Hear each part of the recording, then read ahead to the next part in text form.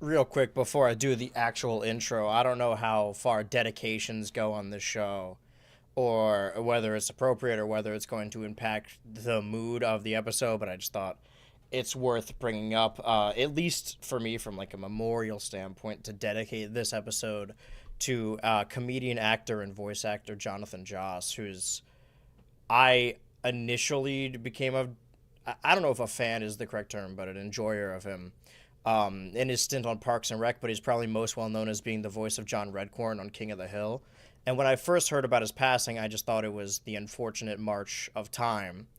And then more details came out today that he was shot by his neighbor, and then his husband has since confirmed that he was murdered in cold blood in a hate crime, in a homophobic act of violence at the very beginning of Pride Month. And I've always had, like, complicated feelings, not on Pride Month from a celebration, but Pride Month from, like, a marketing standpoint. And I guess the chilling thing for me is, like, you never really know what you have until it's gone. We get kind of so used or sick to these major brands changing their logos to rainbows, and it's like, oh, none of this, they don't actually care.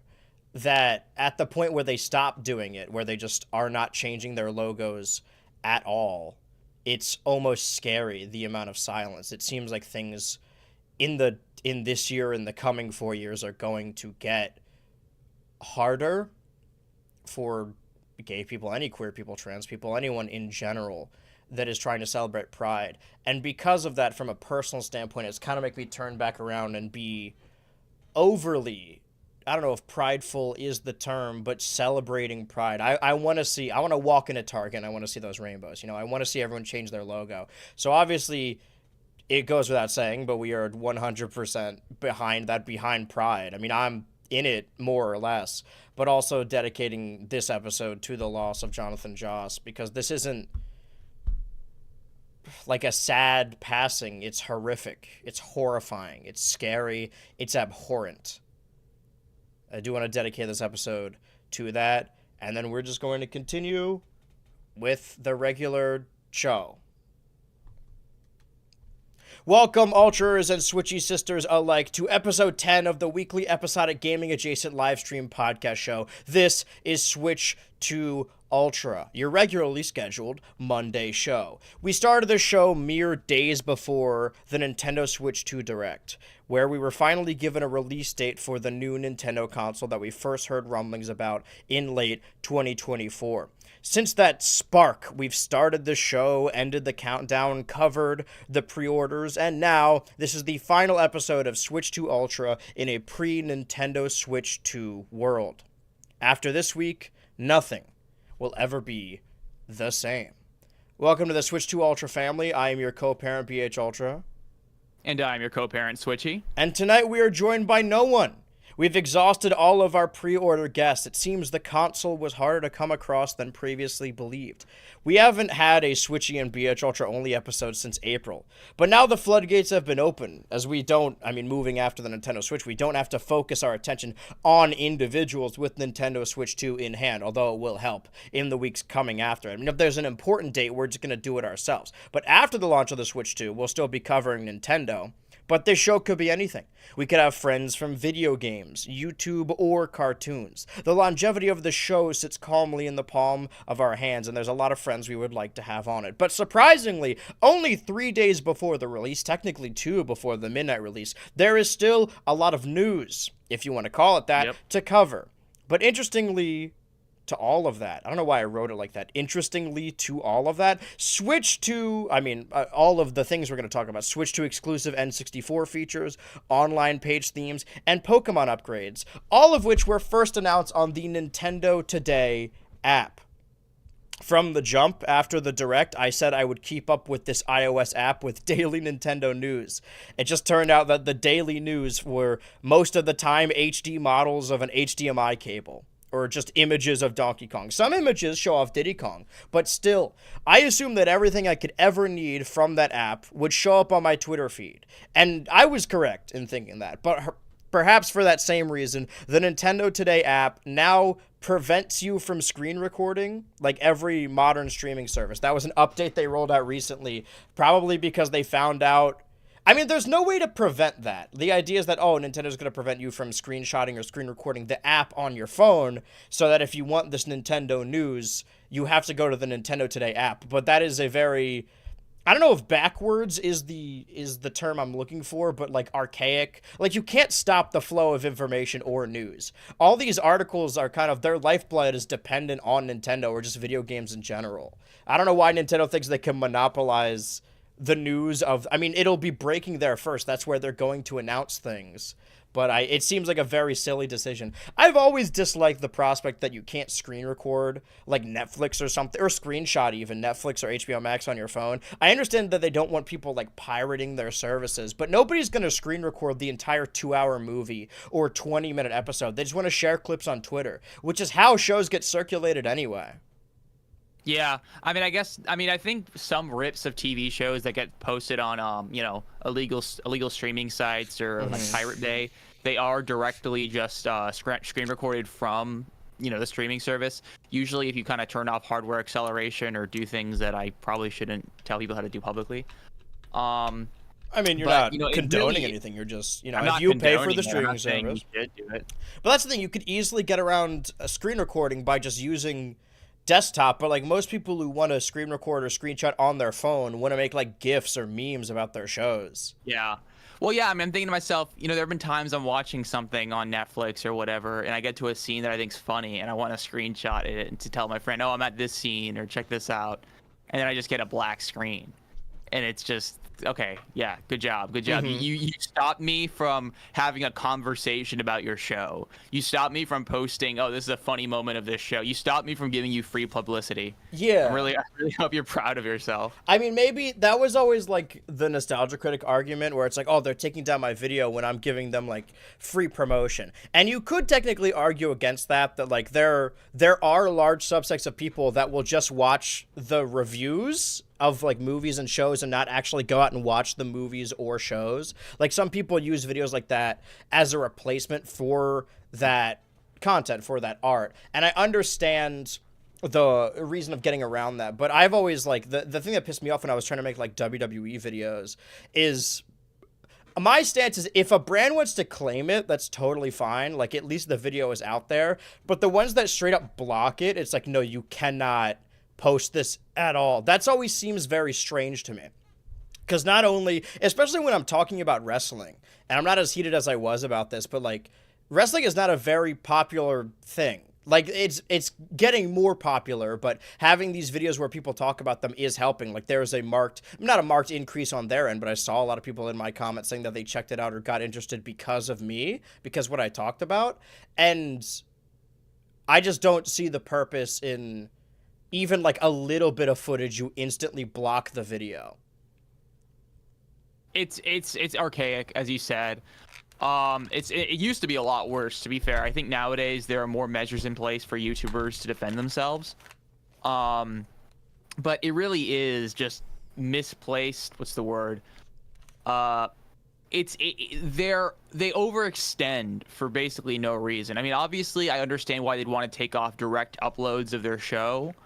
But I would even argue that YouTube channels dedicated to just clipping parts of a TV show are probably good for the show. Maybe with some exceptions. I know some people, they'll post 6 minutes of a Family Guy episode. That's probably a bit over. But honestly, for Fox or whatever, I mean, well, this is why a lot of the channels end up just doing it themselves. But having a YouTuber, just an independent creator who just uploads, famous cutaway gags from Family Guy, if they get claimed by Fox, that's probably a net positive for Fox.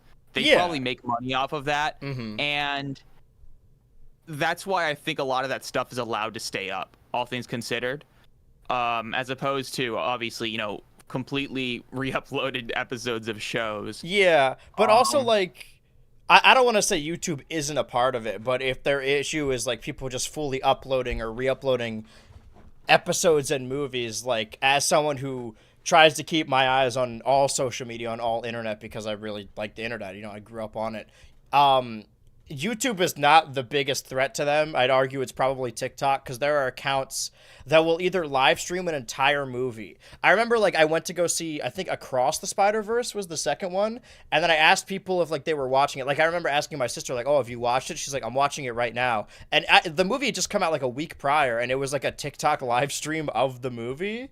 And there's a lot Wow. of TikTok accounts that just upload episodes of TV in parts, and then you just scroll. Like, there are people that consume shows like that entirely through TikTok clips. I would say that, I mean, so much of, I mean, it has negatives and positives, right? When major companies are calculating whether or not they should greenlight a show or continue a show or renew a show, they're looking at television viewership. They're not really looking at the Yeah. socials. So there are shows that are like really popular online, but they don't really have the numbers. And Smiling Friends surprisingly had like such a dedicated online audience. Like, even people who aren't familiar with the people who work on the show. Like, I've been watching these cartoonists on Newgrounds YouTube my entire life, more or less. So I've always been a fan of them. But it's people who like SpongeBob and Gumball are also fans of Smiling Friends. But I'd argue they may have not even seen the actual show on streaming or TV. They just watch it in its entirety through TikTok clips.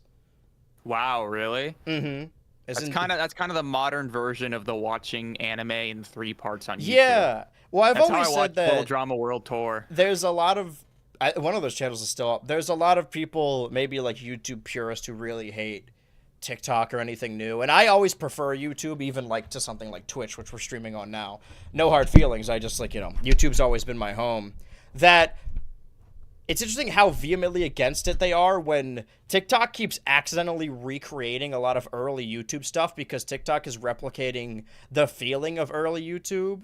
Like, you can just, because early YouTube, you would just have a camera in your room and you just film whatever you're thinking. There are produced sketches and music videos and stand-up routines and even short films on TikTok, but most of the videos that go viral or are popular are just somebody filming with their phone. Whereas YouTube, it's more produced content.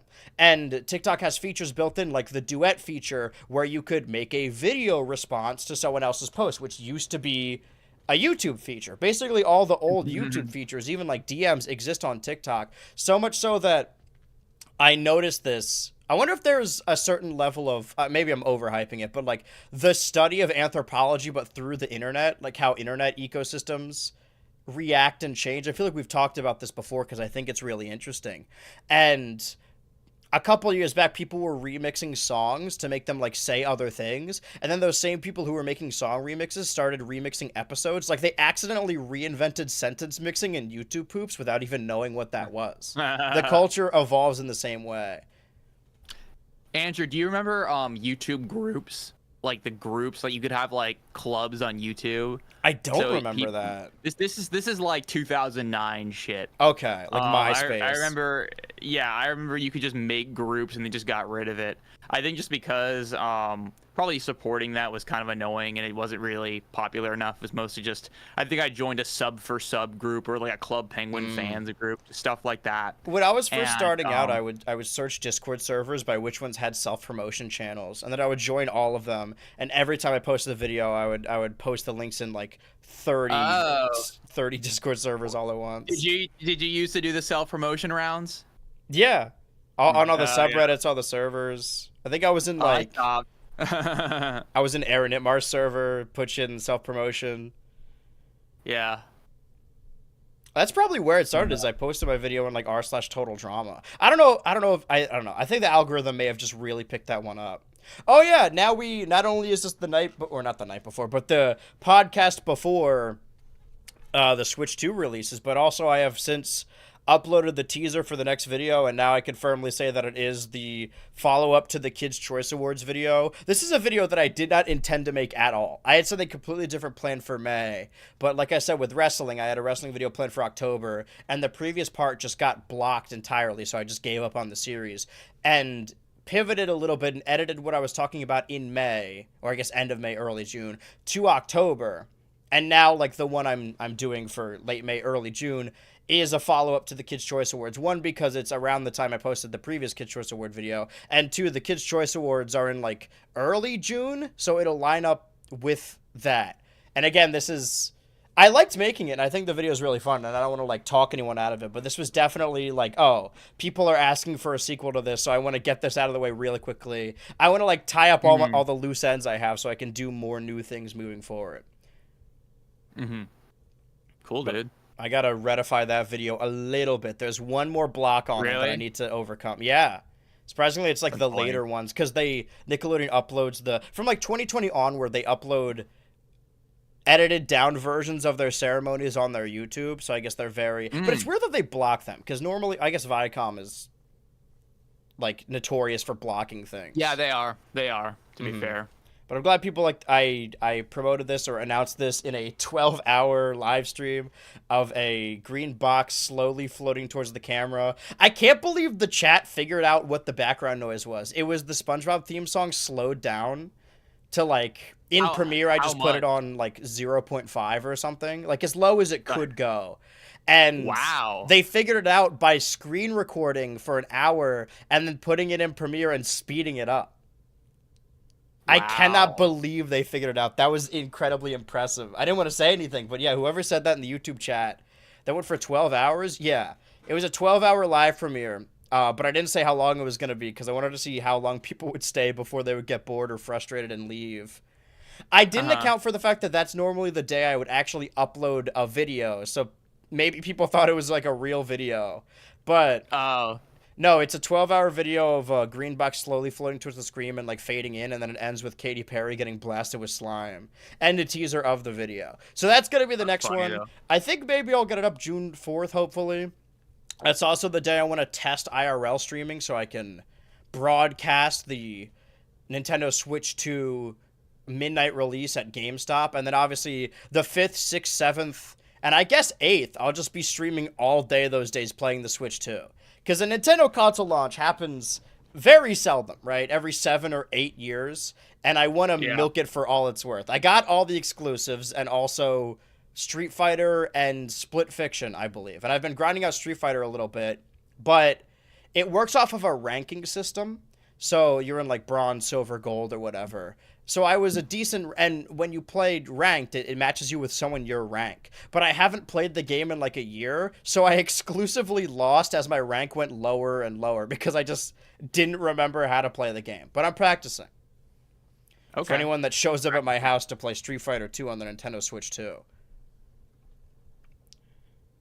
But circling back to Nintendo barring you from screen recording or screenshotting their app, it doesn't even matter because obviously other news aggregates are going to cover it and they're going to post about it on their own website anyway. So looking at the list of things here on the Nintendo Today app, because they actually have a little news schedule, if we're going to after the last episode, which was, I believe, May 20, let me actually check on my calendar because it's right here. That would have been the last episode aired, May 26th, so like 27th onward.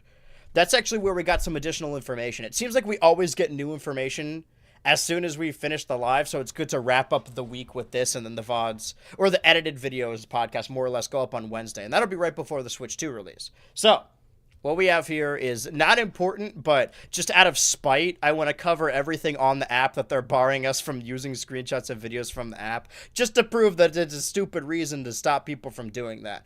But there is a Nintendo store, Nintendo San Francisco. It's opening in San Francisco. You could see the iconic San Francisco steep road here. Oh, they're doing a pre-launch event. Wait, I want to look into this, actually. Oh, okay.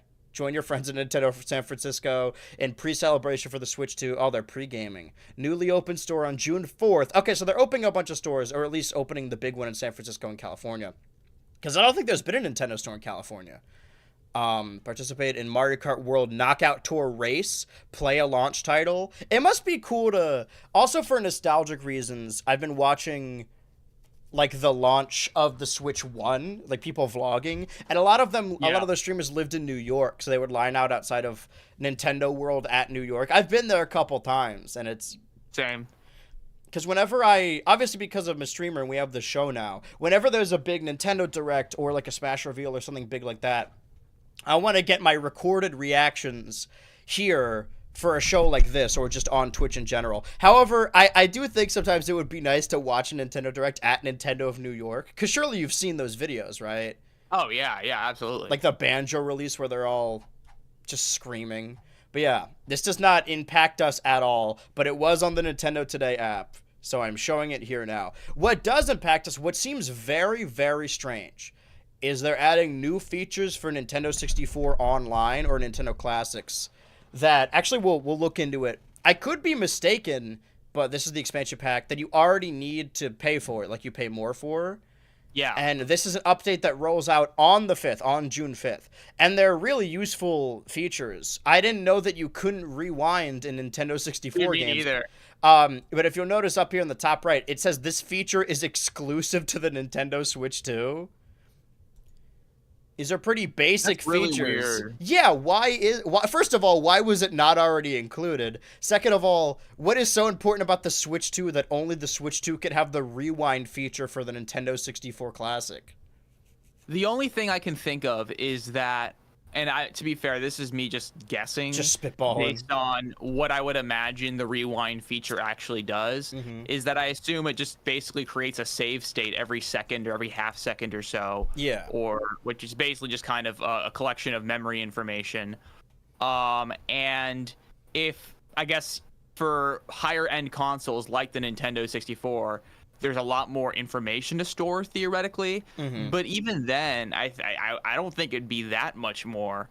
And honestly, my whole question that it's based on memory or some sort of like ability, like processing power thing, is kind of put into question, because why the fuck is the CRT filter Right, Nintendo so we Switch can get 2 into on? that as well, that there is like- an additional feature also exclusive to the Nintendo Switch 2, putting a dude. CRT filter to make the game, Dude, make the N64 games not look like shit. By the way, I doubt that Kirby looks like this in the N64 emulation anyway. He probably looks way more angular. This looks way better than it's maybe supposed to, or maybe I haven't played enough Crystal Charge. Oh, but you can change the controls, and that you could do that on the Switch one.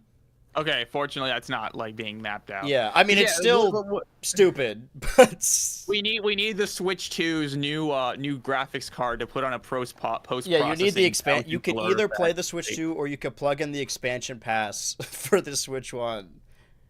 Why is it like it was bumpy like that? But yeah, this was something that was revealed on the Nintendo Today app, but also posted on their YouTube. It's strange. I mean, I'm not complaining because I have a Switch 2. There are features that I didn't even know it didn't have, so I guess it didn't affect me prior to this anyway. Like, if I'm playing an N64 game, I'm just going to play it on the N64. And I don't... Really? Yeah, I like using original hardware. I was talking about Banjo-Kazooie with one of my patrons, I think, last night. I'm part of the problem. When it comes to like Banjo-Kazooie 1, I played it on the N64. And if I want to play through the Rareware platformer games, like, and then the next one's Donkey Kong 64, I would play on the N64. But I think if I played Banjo 2, For me, I would it's just play a it. hassle, I think, to get the I would original play it on the 360 because it has additional, like, it has stop and swap. It has additional features. I don't mind remakes. I just like playing on original hardware. One benefit of playing Banjo-Kazooie on the 360 is that when you die, you don't lose all the music notes. I'm pretty sure, and that's not usually a problem in most levels, because most level, I mean, it's not really a game that you're supposed to die that often, except for Rusty Bucket. Is it Rusty Bucket Bay?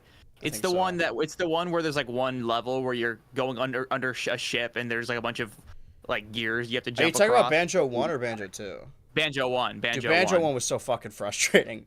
Yeah, you have to collect 100 notes, but if you die, your counter starts at 0 again, so you have to do the level. Yeah, because I think they didn't want to. I think it was just too much to keep track of every single individual note, whether you've gotten it or not. It's weird how, like, I don't know, ahead of its time, or like maybe I just underestimate the N64, but if you're in a Banjo-Kazooie level and you kill an enemy, it doesn't respawn until you leave the level. Like, it actually remembers.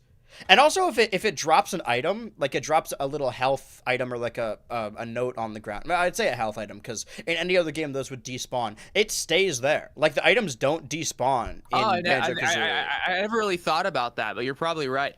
Actually, it's interesting. This is kind of a loss, to be honest. In Banjo-Tooie, you don't have individual music notes. You collect them in groups of 5, which is basically just done, I think, so it's easier to store or keep track of which ones you've actually picked up. You don't have to keep like a variable or an array for every single individual, like 100 individual music notes on whether or not they've been obtained or not.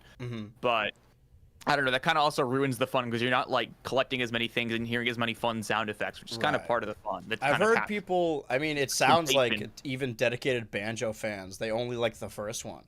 Because from what I've heard of Banjo Tooie, I've heard like people who are really obsessed with the series like, oh, it's abysmal, but it looks more or less like probably worse, but kind of the same.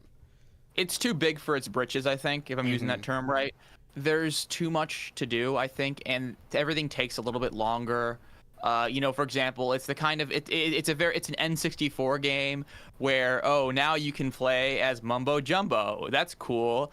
Oh, but now there's this part of the level that what you have to do, you find it as Banjo and Kazooie. Now you have to walk all the way to Mumbo Jumbo's, like little lair hut thing. Yeah. And then you need to turn into him. Then you need to walk all the way back, and then you need to unlock something, and it's like a 1 minute long animation. And then you walk back and turn back into Banjo and Kazooie. And the same thing is also the case with the fact that you can split between Banjo and Kazooie. I think everything there's a lot of features, but honestly, they just kind of make the game a little bit more sluggish to play. There's just more kind of busy work, I think. That problem is infinitely worse in DK64. Yeah, maybe I'll play a little bit more of that before Bonanza to really compare and contrast, but I've played a decent amount of DK64. I've never beaten it or 100%ed it, but like if I play it, I'm going to 100% it. But it's so annoying to do because to get certain collectibles you need to switch to a different character and you have to go back to like if you could switch on the fly, that's one thing. If any game should need a remake, it would be that one because there's a lot of quality of life changes.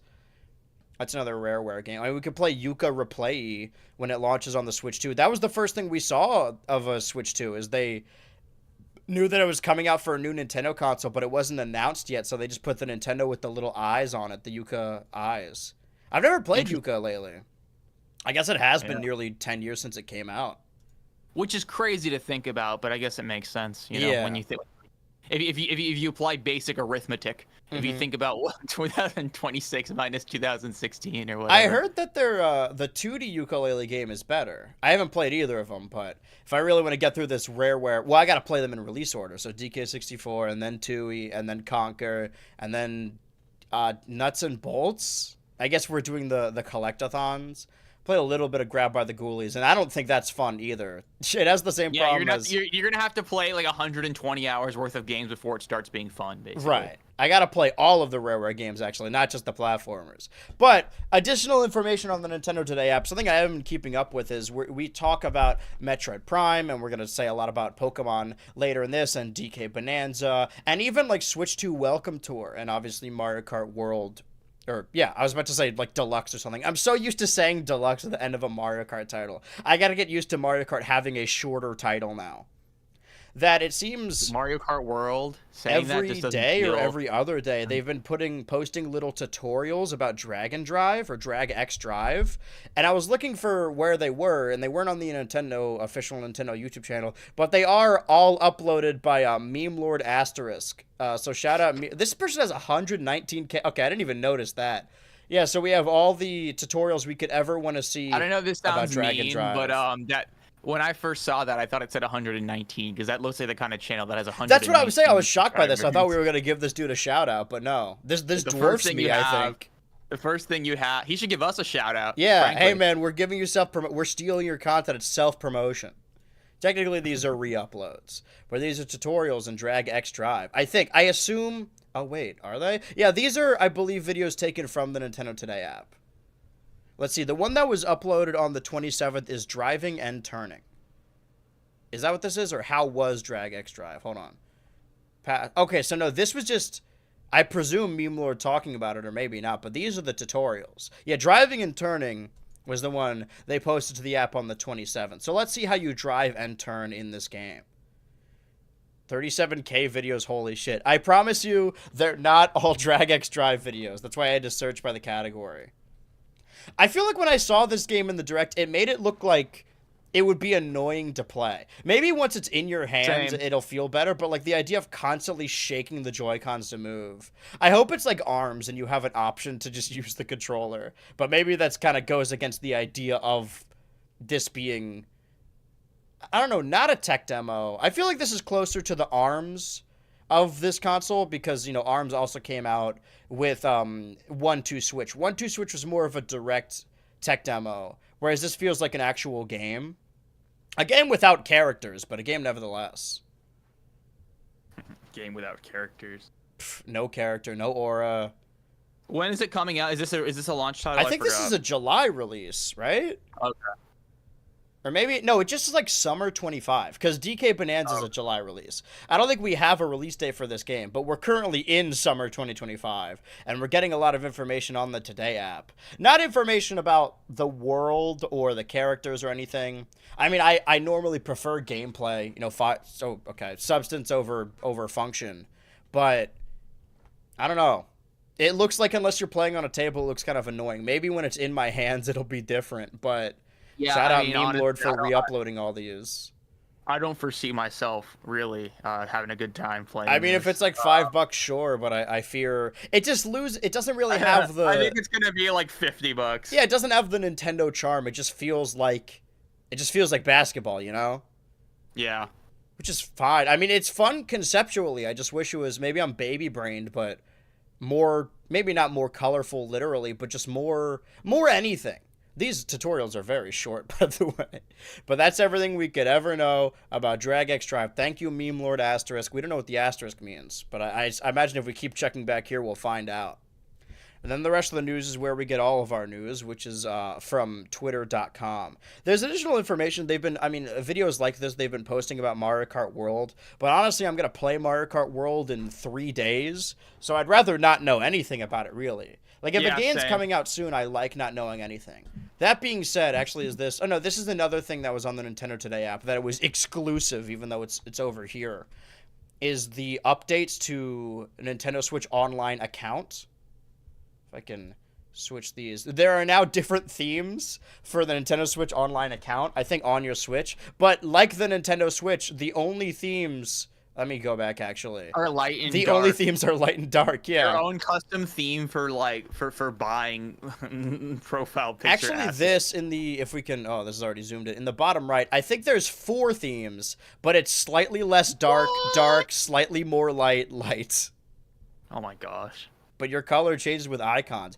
So... You would would it be more or less insulting if the online app had themes and the main menu didn't? Or is this, like, better? That it's at least consistent? What would you think? I think it's lose-lose. This is just dumb, yeah. to be honest. Well, but I think, honestly, I appreciate that there's going to be a dark theme for this. So if I want to, you know, access the account, online account stuff at night, it's not as much of a strain on the eyes, but it's just kind of... It's Dude, just on dumb. my computer, I have everything in dark mode. I have my Drive and my Google Docs in dark mode. But I could imagine, like, this is stupid, but I also could imagine, like, if they announce, different colored themes for Nintendo Switch Online, I could see the headlines now, or the viral tweet now, of people complaining that it isn't on the Switch menu. Was it you who said you didn't care that much about Switch menu customization? No, actually, I was the one that was kind of batting for it. Oh. I'm obviously not against it. It's just not something I particularly, like, care that much about, or feel very strongly either way. There's an element to Nintendo's presentation that's always been fun, at least historically, at least from the DS to the Nintendo Switch era, where the home menu for the console really had a lot of personality. It had its fun sound effects, and it really was simplified for the Switch, which in some ways was a good thing, but I don't know. I kind of miss the opening up my Wii U and then seeing 1,000 Miis all run around and stuff like that. There was something kind of endearing about that. Whenever you're not in an era anymore, you always look back at the best parts. I think I saw, like, a short or a TikTok where it's like, oh, this is what they do for your birthday on the Wii U, and it played as nothing. The Switch. That's how good we have it. It's so... I find it so insincere because I kind of grew up where I kind of reached puberty, became a teenager when the Nintendo fucking Wii U was the console that I had to play. Yeah. That was what Nintendo games were coming out on. And then 4 or 5 years later, the Switch comes out, and then suddenly all the people that made fun of me for liking Pokemon and liking Mario or whatever got their own fucking Switches too. I love that though. I liked everyone having a Switch because then I had people to play with. I'm just full of hatred and bitterness Piss and vinegar. You know, I'm angry at the world. He basic dark them. He basic dark them. All right, continue. He basic dark them. But you know, I think that it's the Wii U. There's so much about it that held it back, and I don't know. I mean, on some level, I guess I shouldn't be this bothered by the joke. I've heard people make the joke is that, oh man, why get Mario Kart World when you get Mario Kart 8 on the Wii U for like $20? And it's like, yeah, if you want to play Mario Kart 8. If you want to play Mario Kart 8, I mean, sure. I mean, this happens with everything where, I don't know if it's a grass is always greener situation, but when things get like worse or arguably worse, people look back and reminisce about stuff that actually wasn't that good, but they're like, oh, this is better. And oh man, I think when it's happening now because there's a little bit of Marvel fatigue, and also the Fantastic Four movie in 2015 was really bad, but I've seen so many people being like, oh man, this Mr. Fantastic had aura, and it's Fantastic Four 2005. And it's like, listen, I know we watched this as kids, but I thought the understanding was that this was not a good movie. Why do we all shift on this? I think honestly, when No Way Home by the Spider-Man No Way Home came out, suddenly people were really gassing up the Amazing Spider-Man. The Amazing Spider-Man. Yeah. And it's like, guys, let's call a spade. Like I'm all on board with him having a proper story, like giving Andrew Garfield's character closure, because Andrew Garfield is a good actor, but that doesn't mean that Sony is good at making live-action Spider-Man film. I think we could be better off without them. You know what I mean? It's been happening lately because there was a Doctor Who showrunner that used to run the show in the early 2000s. And then, I'm going to explain this as basic as I can. He passed the torch or handed it over to a new showrunner who was the same guy who ran Sherlock. And then he left the show and passed it on to a different writer who had the first female Doctor, which is an exciting premise, but he really biffed it with just having boring episodes. And then, in the Disney era, the showrunner from the 2000s came back. But there was a recent decision in the new episode of Doctor Who that made people nostalgic for the second guy, the Sherlock guy. And I want to go on record saying I feel vindicated because I always liked that guy's era of Doctor Who. But I remember when that era was happening and like H-Bomber guy made a video about how the Doctor Who is bad and here's why because of that showrunner. I feel vindicated. But it's interesting to see like as soon as this person is like, oh, this is bad now, remember this thing, and the thing they're remembering is like ever so slightly less bad. Yeah, you know, it's funny because I think my first experience with that ever was Club Penguin, because it seems that everyone told me that Club Penguin went to shit when they turned 12 years old. Yeah. If they were born in 1997, Club Penguin went to shit in 2009. They were born in 2004, Club Penguin went to shit in 2016. And I think it's not that Club Penguin really got that shitty. I think it's just you kind of got a little old. Yeah. And you kind of got a little bit cynical. You know, you kind of were becoming a teenager. I don't think it has much to do, because I think for me, I think my favorite period of Club Penguin was the action script 2 days, which is basically a term for the art style and the visual overhauls the game had. I think my favorite era for the game was 2008 to 2009, and I think I really got sick of it when they did the whole huge visual overhaul at the end of 2012. Which is about, you know, when I was kind of hitting that age. So that seems to just be people, you know, they really like things when they're kids, and then they kind of grow up, things change, and then suddenly the thing that they liked when they were a kid in their mind was just way better. You know, it's rose-tinted glasses. I mean, we've talked about it before.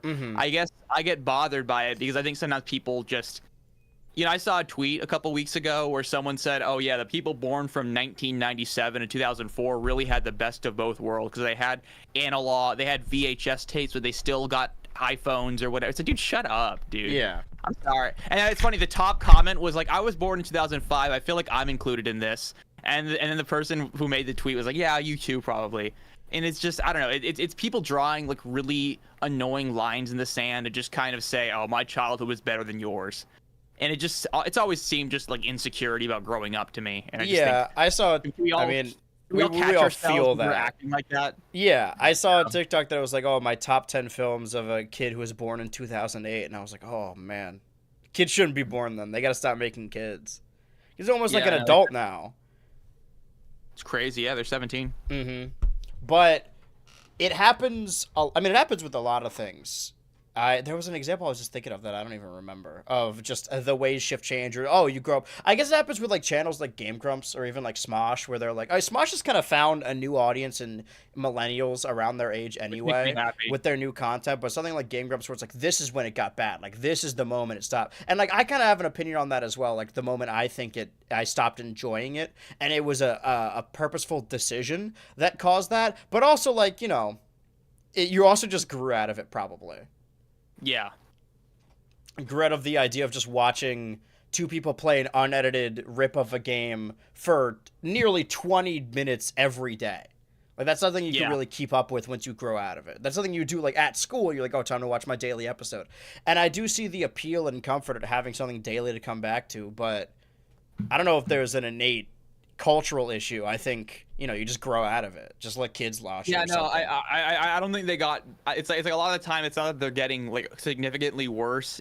Your just daily needs and daily routine is changing, and you can't find the time for them anymore. Yeah, I think that's a big part of it, and that's not necessarily a bad thing. I think it's just I don't know. I wish people would be a little bit more aware of that instead of just they just fell mouthing off. Stuff. Yeah, oh, they fell off, dude. I Like, do think there is something to say about stagnation, but that's the show works. Yeah. I pride myself on subscribing to channels. Like I view it as like following on any other social media. Like if I'm subscribing, it means I'm interested in what they're doing, or it's like a mark of support. I shouldn't say that, just in case I'm like subscribing to someone that turns out to be a dickhead or something, or I'm just keeping tabs on them. Subscriptions are not an endorsement, but I don't know, it feels like I'm giving back to the community or something, even though I don't have that many subscribers, and I'm not giving anything away. But there are people in my feed, like clogging up my subscription feed, that like upload 30-minute videos every day. And I don't want to unsubscribe because I still like them, but I don't watch anymore. Like it just sits in my feed. Yeah. But speaking it of... always, yeah. Mm-hmm. Because that's a whole thing. There are people I know who upload stuff like that every day, and I'm like, I mean, more power to you, but yeah, I don't know how much of us are going to be clicking that, Right. And days get shorter. But... on top of, the idea, and a perfect example of something that as soon as you get to a certain age, you're like, this is when it stopped being good. This is the exact moment. Is the series of Pokemon. And I don't know if this has ever happened. Was that? What was what? Well, I'm not saying. It's like, why are they announcing this 7 weeks in advance? You know what I mean? It's because this has happened before. Maybe not in July, but they've had Pokemon Presents in June around when Nintendo has a Direct. Pokemon works structures as a different company, as a separate entity from Nintendo. So you could look at this and say like, oh, there's not going to be a Nintendo Direct because they said this. Granted, Nintendo is going to be at the Summer Games Fest, which is the days following the Nintendo Switch release. So I don't think they're going to have a Direct, but I think they'll have an E3-esque presence at the Summer Games Fest, which is basically like new E3 anyway. Yeah, so I think there will be information. But yeah, they announced. Not only did they announce that there's going to be a Pokemon Presents July 22nd, but that same day they announced that Pokemon Legends ZA. Let me zoom out a little bit, or can I shift to the right? Okay, that doesn't help. Let me zoom in then. Pokemon Legends ZA now has a solid release date of October 16th, 2025. We said in the last episode, I think, we don't have a release date for Pokemon Legends ZA. And then I think as we, like when the VOD was going up or when the edit was going up on the actual Turbo channel, we got a proper release date, which is in October. So do we have, I think the major, like, would you constitute October as a holiday release, or is that the November slot, do you think? I think it has to be November to be truly a holiday release. I think. I don't. I would never call it a holiday release, but I think it counts as the end of year release. I think October can be an end of year release, but I don't know. It's kind of splitting hairs. Pokemon games have come out in October. I think that's pretty common. I guess we should have expected this, but it's glad to have a release date now. November. Yeah. But the only thing coming out in November 2025 for Nintendo is the Hyrule Warriors game, I think. So maybe there is still to find out. We still have a second era, second year of. Oh wait, also we don't know the release of Kirby Air Riders or Metroid Prime 4. Yeah. So either of those Yeah. could be a major holiday release. It's just a question of if you think Metroid and Kirby are big holiday sellers. I doubt it, to be honest. I mean, I love those guys. I mean, They're I love like B Metroid. tier Nintendo. I like Kirby. Mhm. I don't hate Kirby, but I at least at the very least, I don't think either Metroid Prime 4. I think that is a big end of year game for Nintendo fans, because I think that's a game that people have been chomping at the bit for a long time. But all things considered, I don't really see it selling more than like a couple million copies. So Yeah. sales wise, I don't think they have like a home run this year, which is fine. I mean, you don't always have that. But there's a lot I do of. wonder Mm-hmm. what do you think they're planning to announce during this direct that's happening in 7 weeks? The Pokemon Presents? Yeah.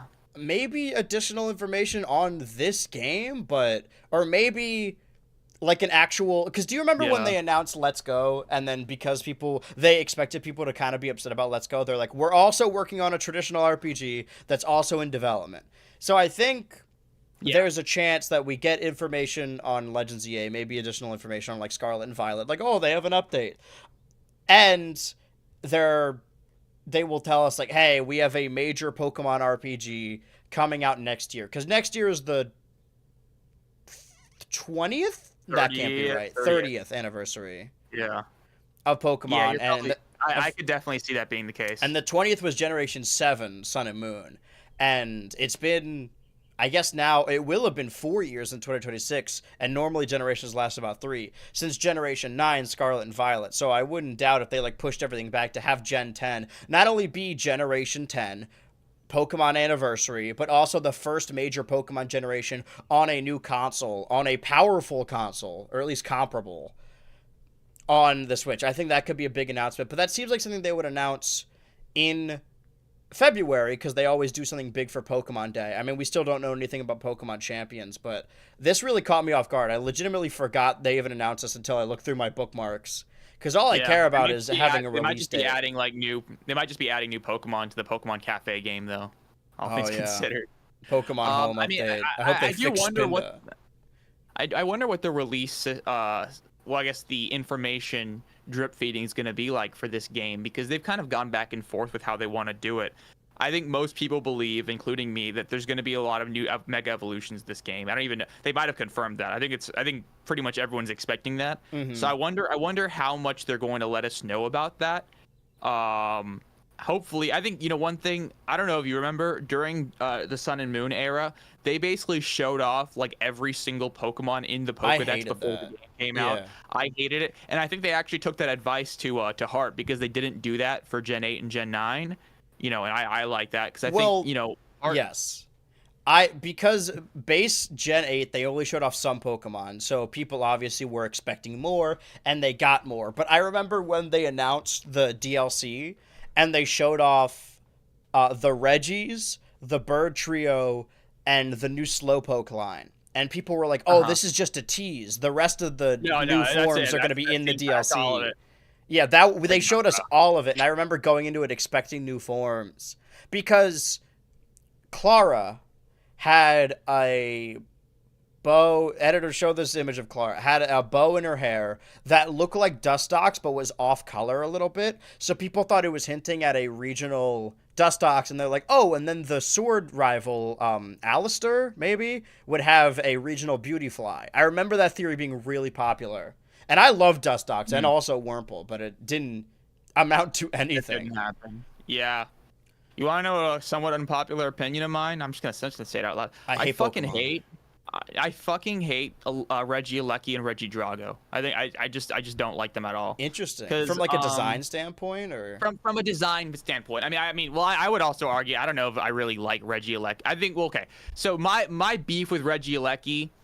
First thing, I wish I like Deoxys speed being the fastest Pokemon. I wish he was the fastest Pokemon forever, but Regieleki's faster. That's not actually a big deal.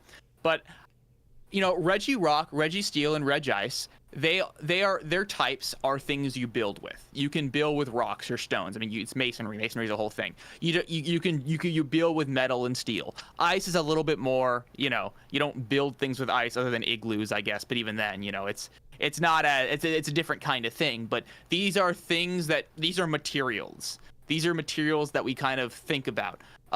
We don't build shit out of dragons. You know what I mean? I guess we don't build physical things out of electricity. I like the Golem Pokemon being made of things that are actual things, if that makes sense. And that's my beef with it. That's That's fair. To be honest, I have beef with the other. Well, no, because things actually, I love Regigigas. I think I love it so much. I've loved it since I was a kid. Something about the Regis, to me, I've always loved the mystery about them. I've loved how honestly obtuse and annoying it is to kind of get them in Ruby and Sapphire. Mm-hmm. To be fair, I never played the Sword and Shield DLC, so it's not like I experienced getting Regieleki and Regidrago in the game. But honestly, I assume it wasn't super difficult. I think it was like a light puzzle, if I remember correctly. Okay, so I mean, maybe it wasn't. Maybe it was all right, but I always loved them. Like just the design of Regigigas. I loved it in the movies, and I just think that there's a cool identity there that on some level I'm not against them adding to it. Maybe adding another Reggie, but Dragon and Ice, I just don't see. I just don't like that. I wish it was stuff. I don't know. I mean, that's basically it. That's fair beef. And honestly, like, I don't know what it is. Maybe it's the lack of new forms, or maybe just the lack of information. But I feel like, or maybe the abundance of information for other games, but I just don't feel that excited for Legends ZA. And it might just be also because I played Legends Arceus recently as the final installment of the Nintendo Switch Kick the Bucket Countdown. And just playing it for like an hour, I'm like, oh my god, I love this game. I forgot how much I like this. And I think what I don't like about ZA is how different it is from Legends Arceus. And there probably is this a trailer? Probably one we've already seen, of additional information. But the only reason I want to show this promo image specifically is because this went out the same day or the edited video, the same day that we talked about, one, not having a release date for the game, which we now do. And two, I talked about, like, oh, there's not a lot of older Pokemon characters that show up in these games. But you can see here, if you computer enhance this image, this looks to be an aged up Emma from Pokemon X and Y. Okay. And I didn't play a lot of post-game X and Y, but she was like Looker's assistant. And it looks, I mean, she doesn't have the Esper, so maybe it's not her. But we do see this image is cut off. This is as wide as the image gets. We see this little Columbo-esque trench coat and the X-ring. We don't know who this character is, but it's possible, if we're looking at these arms, that this could be the return of Looker, because this is the same X and Y 3DS timeline. It's just set after the games. Yeah. And other than remakes, other than remakes, we haven't seen like characters outside of the, I guess we'll call it the 1080p era. I don't know what we'd call it. Because there's the Game Boy timeline, the remake timeline, and the Mega timeline. And I suppose this is set in the Mega timeline. Or it's all very confusing. Who can keep track of these things? But I'm excited to see Looker. You never really know what you have until it's gone. He used to be in the post-game of every Pokemon game. And now the closest we've gotten is Ingo falling into a space-time hole. The fuck was that, honestly? I mean, I'm not against it. I'm not against Ingo going through a space-time hole, but that was just weird. Also, I saw people... Can I open this image? Yeah, open image in a new tab. That might be easier. I saw people looking up at this roof, and they're like, oh my god, is this a UFO? What is this? This is Mega Steelix. This is obviously Mega Steelix. Yeah. It's weird seeing it like that, though. Mm-hmm. You know, one thing that I think I would probably wager they're going to do, not as like a big thing, I doubt, but I think they're going to call back to the Ghost Girl in this game. Either if they just kind of recreate that exact scene, maybe just a different NPC does it, or you're just gonna go into a building and they say that there's a freaking ghost Pokemon that pretends to be a person or something, makes illusions or something. I think they're gonna call back to it. Well, there's a lot. I could be wrong, though. There's a lot of unanswered questions in Kalos, which is why I thought it was kind of frustrating that this game is just Lumio City. But I think the Ghost Girl was in Lumio City. Yeah, she was. Mm-hmm. I hope they show Missing No again, like they did in that fake video of Missing No in the alleyway. I don't know if there's any additional information here. I mean, Shuppet back there. But yeah, not a lot of like speculation when it comes to Legends EA other than this might being Looker, but I think it's funny that not only in the last episode did I say we didn't have a release date, but also like, oh man, there's no returning characters. So I was wrong on multiple fronts. I do like the character design. I wonder when they're actually going to start showing more information off for this game. I think it might Probably be at late the Pokemon July Presents or something. Oh yeah, late July. You're right. Mm-hmm. So yeah, I was thinking that, damn, they're not going to do it sooner. But now that I think about it, that makes some sense because I'm pretty sure they first started showing off Alolan forms towards the end of July back in 2016. So yeah, you know, it all kind of it adds up. It adds up. I really love regional forms, and it's a shame that, I mean, I'm assuming there's no regional forms in this game, and they're just going to focus on megas, and that's cool. I like new megas, like conceptual. I mean, I just like new designs in general, but I like catching new Pokemon, and having megas of Pokemon I already have. I just don't like having duplicates. But this isn't the last of Pokemon information we got. Oh, this is the Emma image. We also, well, this is more stuff that was on the Nintendo Today app, that you can lock your console using a pin. Sorry about really? Turbo Bastard up here. This is the only re-upload I could find in this YouTube short. It's a bad word on our channel. Yeah, Turbo. You it is on like the Turbo channel. And this was Miyamoto's, I think, and they said his code is 1889 because that's when Nintendo was founded, I think. That's when Miyamoto was born, 1889. But yeah, you it's could put a really clunky system. I guess I know why they do it, because you know they don't want you using a touchscreen, or you'll always be able to use the touchscreen. But the directional inputs and like 2 buttons is kind of weird. But now you could make your code a half quarter circle. You can go down and then over. Okay, wait, that's actually kind of chill. You could do the Shoryuken input or the Hadouken input. All right, well that's all that information about that. More important information is this was also released on the Nintendo Today app and then re-uploaded by Cerebi. Shout out Cerebi. I went there ever since I was a kid. This, well, let me read it actually. I'm more of a Bulbapedia guy, but yeah. Interesting. I've always been more of it. I like the Cerebi guide because Bulbapedia was where you would go for like anime guides, I believe. But this is, if we can, I don't want to. Oh, that's a little too zoomed in. But this 60 frames per second. Footage of Pokemon. The game still doesn't look that good. But look at this. Look how many Pokemon they can load on screen here. More Pokemon. I mean, this is just like Twitter's compression as well. This is 720p. That's as good as that's gonna get. But I feel like I can uncompress it in my mind, just unartifacted in my mind. Yeah, I can understand what it's supposed to look like. And yeah, Scarlet and Violet. I mean, the textures still look bad. Because there was a leak of the original build of Scarlet and Violet, and the textures were more detailed. The game actually looked really good, but they couldn't optimize it properly on the Switch, so they had to downgrade. So, I mean, this at the very least... That's why all their windows are just flat textures. Yeah, they just can't, this at the very least makes me excited for whatever Gen 10 is, because... I feel like there's a lot of issues with modern Pokemon. One is just their teams are too small. But 2 is like so much of the time had to be dedicated to optimization. Like that's the last thing you do. And they just didn't have the time. The games needed to be released. I think the biggest, the biggest problem with Pokemon's visuals these days is just the abysmal lighting. Like this is lit terribly. And it's just it sucks because I think they probably could get away with some, kind of crappy textures or whatever if they just had a better lighting system. Because honestly, it feels like the lighting isn't done. It feels like Legends Arceus looks great because that's stylized. It's more like cell shaded and cartoony. Yeah. But I don't know, like it just looks so dull and flat, and it's just annoying to look at. I don't know. I mean, the games. I honestly was willing to buy Scarlet, or I got Violet. I actually kind of boycotted buying Sword and Shield. I just borrowed a friend's copy, but I didn't want to buy the game. Just on like the ethical consumption of Sword and Shield. Yeah, the ethical consumption of Sword and Shield. I really showed it to Game Freak. They really they're like, oh wow, the best-selling Pokemon games. Shield. We got one less game than what we lost a valued customer. We just so maybe we should change the way we make the games now. Right. Well, they have to see the feedback, right? Like surely the people who work on the games are passionate about them. They're just being held back from the development team.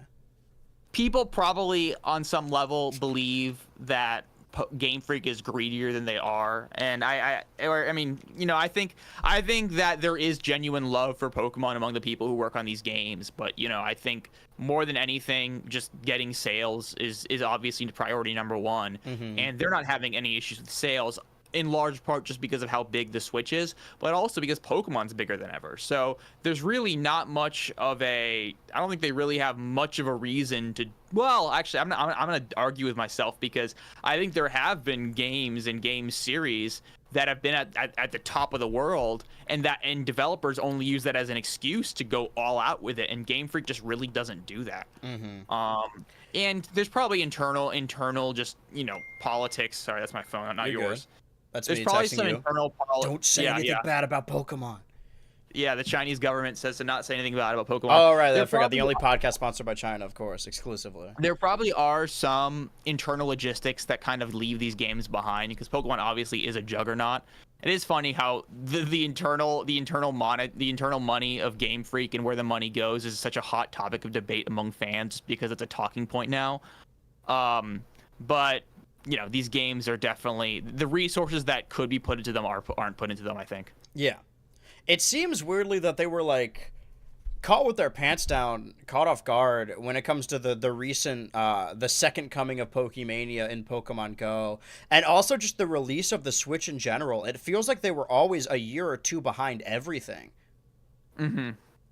I mean, Ultra Sun and Moon came out 2017, so I guess it's not that far behind. Yeah. I mean, we can assume that, and I do assume that Legends Arceus was probably meant to come out closer to Brilliant Diamond Shining Pearl, like at the end of 2022, or I guess the end of 2021, instead of the beginning of 22, because the end of 22 was Scarlet and Violet. And then it was DLC in 23, and whatever we're supposed to get, I guess, remake in 24. I'm glad everything got pushed back. I'm glad they're taking more time for Gen 10. But it does seem like, I mean, we could blame the company, and a lot of it is the company's fault. But it also seems like, for whatever reason, they just could not compress anything on the Switch. For whatever reason, like, Nintendo, and who makes Xenoblade? Is it Monolith Soft? Monolith Soft. Yeah, they did fantastic jobs with the open worlds, but for whatever reason, Pokemon really fucking fumbled that and just fucked it up every time. So we can hope that at least the Switch 2, it'll look and run better. I mean, now that we know that Scarlet and Violet can run in 60 frames, it still doesn't look great. But one, I hope they're given more time, and two, I hope they know how to optimize their games now. I guess they were just waiting for the Switch to catch up. I'm really pessimistic. I think it's just going to look like this, where it's, you know, it still just looks unfinished and kind of... This looks like if you would emulate a PS2 game, but take all the fog out, so like a world that feels open, like you could just see everything over the horizon. Yeah. It's like San Andreas without the depth of field. You know, it's just, I keep saying the lighting, it just looks so dull, and I don't know. I mean, I think that I don't know the terminology because I don't actually 3D model, but I know that when you're animating and stuff, there are you know, what's the word? There are kind of modes dithering, texture mapping. Well, no, it has to do words I know. I don't. Okay, I thought you were actually trying to, you know, finish my sentence there.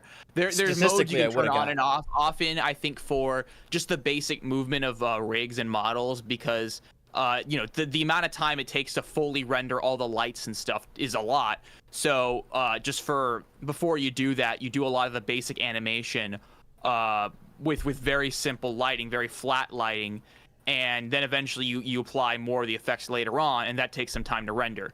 And it just seems like that's what this game looks like. It looks like the lighting's unfinished. I don't know if you ever have you ever seen that bit where like from in the Garfield TV show, they just forgot to fully render one shot. I have seen that, yes. Something like, yeah, it's basically like that. That's what Pokemon Scarlet and Violet kind of look like to me. It looks like a beta. And I think that whatever is going to follow it is still going to look like that, just in 60 FPS. So the models are going to move a little bit smoother, which is going to be nice, I guess. But I think the core issues with the presentation of these games, I don't really have much faith that Game Freak's really going to, you know, go above and beyond. And I like Pokemon, you know. I haven't gotten it. I considered getting the Scarlet and Violet DLC because you can turn into your Pokemon in Area Zero DLC. There's only so And I much was you can literally do. watching videos of people just turning into like Moltres and shit. Yeah. And I was like, I might pay $30 for this. That might be worth. I think it's $40 though. I think I don't remember how it works, but if I want to finish my living decks, I already have Violet, so I gotta get Miraidon. I gotta beat the game just so I can get the legendary, the box legendary. But also, I think there's like one of those Paradox legendary beasts that's exclusive. And I don't know if I have to get the DLC again for that. Because I remember, dude, I got the DLC 3 times in Sword and Shield, so I can get both Urshifu and Kubfu. Oh yeah, cause the living decks. That's got to be a pain. Then that's got to be a nightmare. But I'm all caught up aside from those 2 things. So I just got to get Miraidon, and I don't think they're gonna add any new Pokemon in Legends ZA. So at least I'll be able to do that. Or I could just wait until Miraidon. You could just catch it in a later game. Because I don't know if you can get Zacian and Zamazenta in Scarlet and Violet, but I know you can get like Kyogre Groudon, Dialga Palkia, stuff like that. They might have done it as a raid or something. Yeah, but it might be worth going back, like playing Violet from the beginning, because I haven't started that game since late 2022. Yeah. You know, one thing I will say about Scarlet and Violet is I think Miraidon and Koraidon are some of the most likable legendaries in Pokemon history.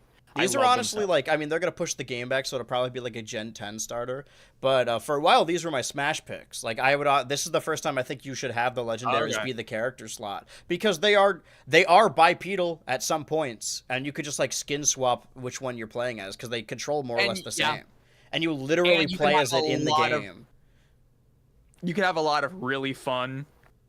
Excuse me, that's gross. You're good. You could have a lot of really fun moveset designs with them just because, you know, like they're bikes, but they're also lizards and stuff. Yeah. I do wonder if... I guess I haven't thought about this too much, but because Miraidon, even though he has it has the wheels on its chest, it doesn't turn into a bike. So I assume its sprinting animation would just be the kind of, you know, like lizard walking, which is cute. Weird gizzard. And I'm sorry, Koraidon. I was meant to say Koraidon. Right. Miraidon's the one that turns into. But I genuinely wonder if that would be an issue with it being an alternate skin, because that's a different animation entirely. They might have done that before, but I don't know for sure. Yeah, I just assumed it would be like an Olimar Alf situation, or like a Cloud, or I guess Bayonetta, where they just have 2 that they switch through. I guess a Fire Emblem would be a better solution, or a better example, rather.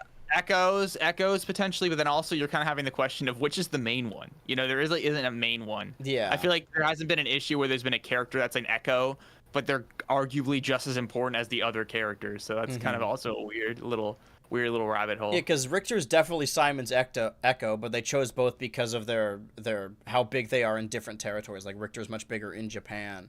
But I forgot about that. I guess this is just an excuse to like play a bunch of things that. This is technically, I mean, advanced or enhanced. Pokemon Scarlet and Violet is a Switch 2 launch title in a way. This is one of the few games you could play enhanced day 1. So maybe it might be worth like me starting Violet again over one of those multiple days. I imagine I'll just be playing Mario Kart Worlds. I don't doubt that I could beat at Mario Kart Worlds if I'm just streaming all day for like the entire weekend. Get my reps in. I don't know how streaming works exactly, but I gotta turn a profit, or at least half of it. But do we have anything more on... Oh, sorry. I was going to say we don't have anything more on Pokemon.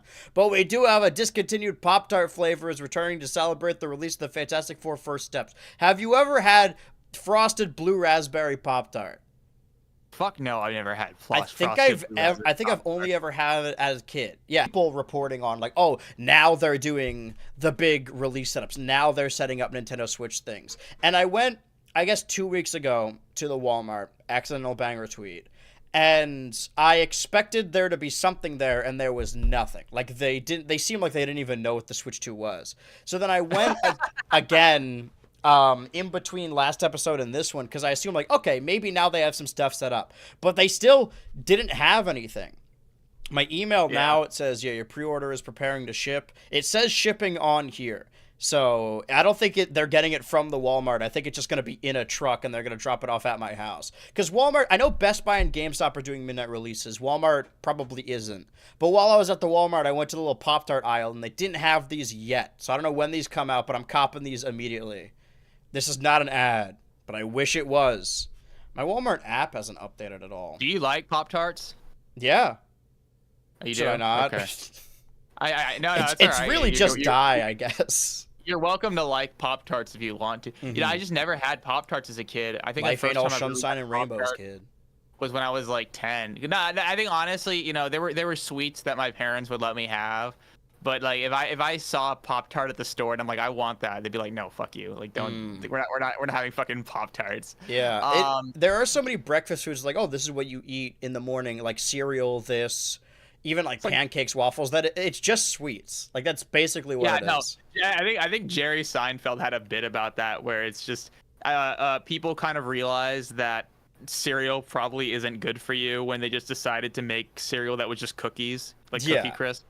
It's like, yeah, maybe that kind of broke the illusion. Yeah, the mask kind of slipped there. Having a wife that's not American made me realize like they eat in other countries, they eat like pancakes as like a sweet, like it's like, oh, this is a little treat. Yeah, I used to eat those every morning. I'm of the opinion that, well, I personally don't eat breakfast. Interesting. I guess I don't really. Yeah, either. no. I like breakfast food. Well, I love breakfast food, but frankly, the last thing I want to do after eating a pancake is do anything productive. I usually want to lie down because it's this fucking sugar bread covered in maple syrup. It's, you know, it's not something that kind of gets me going. I feel like if I had to have something in the morning, I'd probably have like an egg or something. Yeah. But and you know what also tires me out is taking a shower, but I'm a morning showerer. So I wake up and then I'm just getting more tired. Well, that's funny. I had to stop being a morning shower, and this sounds so gross, but you know, the more stupid shit I have to do in the morning, the more I'll sleep in. So in the morning, I'm like, oh, I gotta shower and then brush my teeth and then do this, then do that. Yeah. Like I'll just be like, you know, I'm just gonna stay in bed for a little bit longer. But if I can go easy on myself in the morning, I play video games in the morning actually, and I edit later in the day, just because, you know, it's like, okay, I can wake up and play video games. I guess I technically do too, because I wake up to stream and then I edit the rest of the day. Oh, okay. Yeah. But that's why I like having a set stream time, like at 1 p.m. So then I have like, okay, I got to get up at 11 and shower. Like it gives me. By the way, without it, my body has not like trained itself at all. Like I've had the same alarm for the same time for years. But if I turn the alarm off once, I'm just gonna wake up at like 1 p.m. Like my body is not acclimated to that. I guess I'm not meant to wake up then. How long do you usually stay up? I mean, I try and get 8 hours. So I go either 3 to 11 or 2 to 8 or 2 to 10. I mean. Okay. And there I am. But if you spend $10 on Pop-Tarts in one transaction, so that's like maybe 2 things of Pop-Tarts, maybe 3, you get $5 off your movie ticket asterisk for Fantastic Four: First Steps. I'm going to try and get these, and then I'll do a live food review on the pod. Is there any additional information? Oh, yeah. I thought you would get a kick out of this, perhaps. That Yuri Lowenthal, a voice actor he's in stuff, right? I don't remember what it is. Yeah. He's known for a lot of things.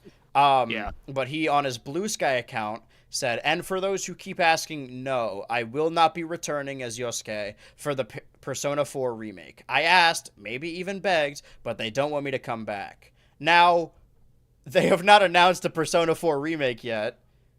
This is not an official thing. Atlas did not say anything about a Persona 4 remake. There have since been, like, other actors or voice actors that have said, like, yeah, I'm also not in the Persona 4 remake. Yeah, the other ones, a few others said, yeah, we're not in. Mm-hmm. So which I guess is a really there is a Persona 4 remake. Were there any rumblings of this prior to this? Have you played a Persona game? There were. Okay. I've played 4 and 5. And I've bought 3, but it's also, I haven't played it yet because I'm like, okay, the next time I have 100 hours of my life that I can just kind of play a video game in like 4-hour bursts, yeah, I'll do that. But Yuri Lowenthal, it's actually interesting. I was thinking, like, is he gonna get in trouble for this? But I guess he probably won't, because I don't think he has an NDA that was signed. Yes. He didn't get cast. It's like, oh man, I'm gonna get fired from this job I don't have. But I do wonder, it's like, is this gonna hurt his chances of getting hired for other things? Like, oh yeah, this guy is kind of airing dirty laundry, but I assume it's not actually. Maybe he hoped people would be outraged and they're like, hashtag bring back Yuri. You know what? I'm all about hashtag bring back Yuri, but I'm not talking about the guy. Bring back Yuri. Yeah. Well, that's the thing. You know, my initial reaction to this is like, why the fuck not? Bring him back. Because I think, even though I've seen evidence to the contrary that this isn't the best idea ever, there's a part of me that really likes the idea of people playing the same characters forever for the rest of their lives. So, okay, you played this character in 2007, so for the rest of your life, you're gonna be Yosuke. You're gonna be Yosuke forever, and there's no reason to ever have someone else voice the character. But I think especially when you watch The Simpsons nowadays, you kind of think, okay, maybe they should, pass the torch. Well, we talked Maybe, about this before, the idea of having someone new play a character and passing the torch, and then it's more about like the audience getting preemptively mad about that, like any character getting recast. I remember well, first of all, I'm pretty sure for the Persona 3 remake they also recasted the whole cast, so this isn't weird or new, honestly. At least the English cast. I don't know if it's different with the Japanese cast, but I assume it's pretty similar, or it might actually be different, because I think I've heard that their tradition over there is a little bit different, the way they kind of take care of these things regarding voice actors and the kind of the characters they play, and how the characters get recast. I'm not 100% sure, I should make that clear, but you probably know more about this, genre, this game I've series watched than like I do. 2 YouTube videos about this, Right. But I do remember, actually, for Persona 4 Golden they recast Chie, and I think part of me is always biased to the initial voice, because I remember playing Persona 4 on the PS3, and I kind of like Chie's less bouncy anime voice, because she got recast for Golden, and everything was redubbed, and the new character the new actress had a more bouncy, I said bubbly kind of inflection in the way she talked, and I kind of preferred the old one. I don't know if it's because it's the old one or just because I guess I get tired of the way American voice actors voice anime-inspired characters. Yeah. You know what I mean? We've all seen that Breaking Bad, if it was dubbed by Funimation Video. I've always kind of liked more down-to-earth voice performances, especially when it bleeds into shows that like aren't anime. They're just like they're in a cartoon, they're in like the Amazing Digital Circus or whatever, and they can't really turn the anime voice off. You can't turn it off, and you also have like friends in real life who learn their speech patterns from Funimation shows, so they kind of start talking. They want to be a voice actor because of shows like that. Yeah. So I don't know. I mean, at the end of the day, I'm sure the people that they're rehiring or whatever will do a good job. Honestly, for me though, there might be a few things that could be kind of ironed out. Persona 4 Golden is not a hard game to play. It's not a janky game to play. I think I just want to play Persona 4 Golden. I mean, I guess maybe I'll eat my words, because I wouldn't be surprised if they really, pull out all the stops with how they redesign the game, because frankly, Atlas has a pretty good track record when it comes to the visuals of the games they make. But I love the way Persona 4 looks. What's the difference between Golden and Remake? Because there was a Persona 4 Golden already, right? Yeah, that was a couple years back. Golden is kind of like, actually, let me double check. I want to make sure. Sure. Persona 4 Golden. It was originally for the PlayStation Vita. And basically the 3D models were more or less the same. They added a couple new characters. They changed some of the battle system, kind of ironed it out a little bit. And altogether, it was kind of a more definitive edition of the game with some changes and stuff. Similar to what Persona 5 Royal is. And to me, it was fantastic. I mean, it really kind of ironed out a lot of the things I didn't really like about Persona 4 the first time. Well, I never finished Persona 4 the first time I played. I got maybe 20 hours in, I didn't finish it. But when I restarted it, it was just great. And that's why I'm thinking, we don't really need a remake, at least in the sense of, Persona 4 in its current state, or Persona 4 Golden is just really janky and unfun to play and needs to be ironed out. Like, that's not an issue at all. Because Persona 3, I haven't played it. I know people complain the fact that you can't control your party members and shit like that. There's annoying stuff about that. Persona 4 is a lot more easy to pick up by people's modern standards, which I'll say, because I think a lot of this stuff is up to debate whether certain quality of life decisions are good or bad. Some people will disagree on that, but I think Golden's fine. Yeah. So is there a purpose in being a Persona 4 remake? So yeah, let me say, sorry, I'm just rambling. No, so you're good. Golden came out like 4 or 5 years after Persona 4 came out. 'Cause I think Persona 4 came out in either 7 or 8, and it it had a lot of the same 3D models, but it was still very much a game built off of PS2 models and PS2 visuals. So the characters are these like little the 3D models are kind of stubbly and kind of cute looking or whatever. I assume that a remake would completely overhaul the visuals of the battle system at the very least. So you'd have all new models. The characters would probably be a lot less kind of abstracted in the way they look. So they'd probably be a lot more like how they look in 5, where 5 looks gorgeous. I don't know if you ever played 5, but 5 has a much more modern kind of visual direction. And frankly, I've 5 definitely came out. seen 5 or watched people play it as well, but I haven't played it myself. So actually, honestly, a pretty fun comparison I'll make is if anyone here plays Fire Emblem, the difference between 4 and 5 Persona is like the difference between the 3D model visual direction between like Awakening and Three Houses, because so it's just I don't know. So there's definitely room to kind of modernize, but I don't know. I like the way it looks. I love Persona 4's kind of HUD visuals and stuff like that, but they'll definitely keep the good stuff about that. I mean, that's one thing they'll definitely do. Right. So I mean, I guess there's really not a reason to complain. I'm sure it's gonna be fine, but I don't know. Just kind of stuck in my own little world. Nice. I think that's why I asked you. I don't know for- anything about the series yet. I just know Joker's in Smash Bros. He sure is. What's the over/under on Persona 6? I don't fucking know, dude. I mean, I don't know. Atlas is weird. Imagine it's like a Resident Evil rumor. situation where they're like, in preparation for making a new game, they just remake everything else. I guess Pokemon is another example. Is that? Yeah. I mean, I don't know if this is really a smoking gun in either direction, but I do know there was an Atlas RPG that came out in the past year that people really loved, and it was kind of Persona-esque. I could be wrong because I never played it. I forget what it's called, but I don't know. They don't seem to be kind of. I mean, maybe Persona 6 is in development, but if it is, it's been in development for a long, long, long time. Yeah, that was 2018. Was Persona 5. Persona 5 was 2016, but Royal I think was 2018. Okay, so almost a decade. Yeah, so we're kind of everything just takes longer to come out now. It's like GTA, Yeah, everything takes longer. I hope the biggest upgrade with GTA 6 is, or like because it's the most expensive game made. Like they said, it's like $1 billion game or something.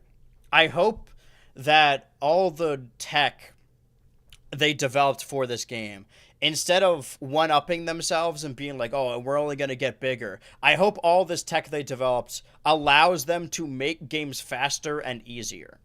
Right? I hope it isn't just like another every decade or so there's a new GTA. I hope they at least do something in the interim. They always seem to release games right at the tail end of a console generation. Because coming out next year and then probably 27 is when we get new PlayStation, new Xbox. You're right about that. I didn't think about that, but yeah. Because Red Dead 2 was the end of the 1 and the 3, or the 1 and the 4, and then GTA was more or less the end of the 360 and the 3. Anyway, speaking of the hype cycles of games, earlier this year, after, I guess, the first Switch 2 Ultra, I think the first Switch 2 Ultra ever, on April 1st, there was this announcement by Blocked Content, which is a channel I talked about a lot, creating Smash videos in my Smash video. And this seemed to be an April Fool's announcement, just announcing April 1st, 2025, like, yeah, that's right, Block Content is back. This one seemed to be a bit, but in between the last stream and this one, not only Block Content, but also, I don't know if you've ever watched any of this, but Billy Bo 10,000 has also announced to be coming back. Can I zoom out a little bit? You can't really see the name. Billy Bo, only 16K, but this is someone I watched a lot during the Smash Ultimate speculation era. I mean, there's so many videos I covered here that a lot of people watched, or maybe not as much. I guess that's the context of it all, right? Is that when I was watching, I'm like, oh yeah, everyone's watching this. But now I'm technically bigger than these people I used to not look up to, but like, oh, this is where I get Smash information. But even Billy Bo at the time, I'm like, I don't believe any of this. Like, a lot of it was just leaks happening that I was like, yeah, this isn't real or whatever. But a shout out Billy Bo. This is like firmly coming back to streaming. Maybe we can get Billy Bo on the fucking pod to talk about Smash Bros. Because our Smash Bros board hasn't been updated. I mean, this is June 2nd, but we have only the 4 guests that have updated that. That'd be worth getting everyone's input on it. This is something Did we that's get just Dan's preferred Smash character? Yeah, it was Shovel Knight. We got Shovel Knight on the list now. Oh yeah, you're right. We got that update. Yeah. We could have just had Dan on this one. I guess I wanted to have a different guest every time, but how many Switch 2 Ultra episodes do you need to be on? Only like 4. There are only 4 people who actually pre-ordered the Switch. So yeah, we already that we know of. How many episodes of Switch 2 Ultra do you need to be a guest on before you're just grandfathered in as a member? Or like 3 or 4. That's too few, I think, because we're gonna run out of people at some point. Let's say, well, we've been on 10 now. This is the 10th episode, so let's say 10. If you're a guest of 10 Switch 2 Ultra episodes, you're just the host now. You're just one of the co-parents. So maybe we'll have Dan be on a stretch of 9 episodes in a row. I feel like he's got valuable input. If there ever would to be a third in this polycule, it would be Dan. Okay. This is just additional information that if fans of the Smash video, additional context of that of Billy Bo. And now Billy Bo end block content, although this one was a joke one. Just characters that were important to that timeline that are making their big comeback. I like to think you saw the video. I don't know about all that, but I'm one of 4 people to comment on this. So shout out Billy Bo. Everyone watch the stream. Twitch.tv/theBillyS. That one. Additional information. Well, that's Yuri. What do we have here? Oh! You'll notice that this video was unavailable. This is part of something greater. I said earlier, like, oh, it's kind of surprising that we got so much information, so much news, if you want to call it, even though the Switch 2 launches in a couple days. But a lot of this information, or I guess the additional information, is actually because the Switch launches in a couple days. So this video that got taken down, or is no longer available, deleted, or I guess removed by the uploader, was, I don't know if this is the same person, but there have been people that have gotten their hands on the Switch 2 and have made, like, Switch 2 unboxing videos. This isn't really anything. It just shows the screen and this, right? People have it early, but this person who had who had a Switch 2 early says, Nintendo locked the Switch 2. It needs update to function, so I'm waiting for June 5th to unlock it. So there's a day 1 update that gets the Switch 2 to work. And I've seen... grifters, I guess is the best way to say it. People who make, Nintendo fell off content, being like, you need a day 1 update to even play the Switch 2. But I don't even know if that's what's happening here. I think the console is just locked until June 5th so that people couldn't play it early. That makes a lot more sense. It's fun that people got them early, but I didn't think it was worth even talking about because, like, I want to do an unboxing when I get it in hand, so this isn't really that helpful of information, but I do think, like, very clearly Nintendo is cracking down on this. I don't think this video is unavailable. I don't think the video is unavailable because the poster took it down of their own volition. I think maybe they got reached out to by some, quote, Nintendo ninjas. It's entirely possible. Yeah. They're probably trying to get us. They might get us, you know? Just for reporting on it. Well, we're real journalists after all. This is on Central Leaks. They're gonna kill Central Leaks and then they kill us. Central Leaks often just like...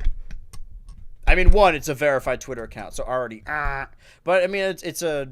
Yeah, why don't you block them? Did they get an exception? I think I have them muted. I just also... Somebody sent this to me, so I bookmarked it. Or this was a link on Reddit. But that is, I believe... What is this here? Oh, I guess, like, if we want to cover it, this is more something that I'm upset about. But we can get into the 2025 ranking before we do. Unless you have anything to talk about in reference to Nintendo before we get into that. Oh, I don't know. I mean, it's crazy to think about. The console's coming out in 2 or 3 days. Mm-hmm. It's coming out on the 5th, and it doesn't feel like it for me. I guess because I didn't get pre-order. Yeah, because you're not getting the console in 2 or 3 days. I'm not getting the console unless some miracle happens. But I don't know. I guess it kind of snuck up on me. Just because when I was a little bit younger, like for the Switch and for other stuff, the days coming up to the console. All I thought about was the console. You know what I mean? Right.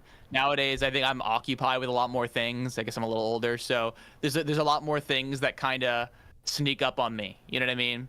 So I don't know. So I'm excited. Are you underwhelmed at all? Like, what did you? No, not underwhelmed because I think that they're not doing as good of a job. Right. I mean, well, I would say that I think that the Switch itself was a much more monumental step forward for Nintendo. I think everyone was kind of aware of that. I think the idea of these kinds of games being able to be taken on the go was still such. When I first saw the Switch, I thought it was like some sort of cloud gaming thing where you'd kind of stream games from an actual kind of service, real console, as opposed to this small, tablet. But I guess mobile gaming computing technology in general has just gone up so much in the past few years that it doesn't even feel like a crazy thing anymore. Oh, that's the other thing. Let me find that like the same day Apple announced they're having like a gaming initiative or something. Like they bought a game developer, but it was someone who made like they made, an iPhone game. So it's like when the creator of the Ouya is like, oh yeah, I like that one game. Shout out Night Rain. Apple is reportedly creating its own Steam-like game launcher. When was this article?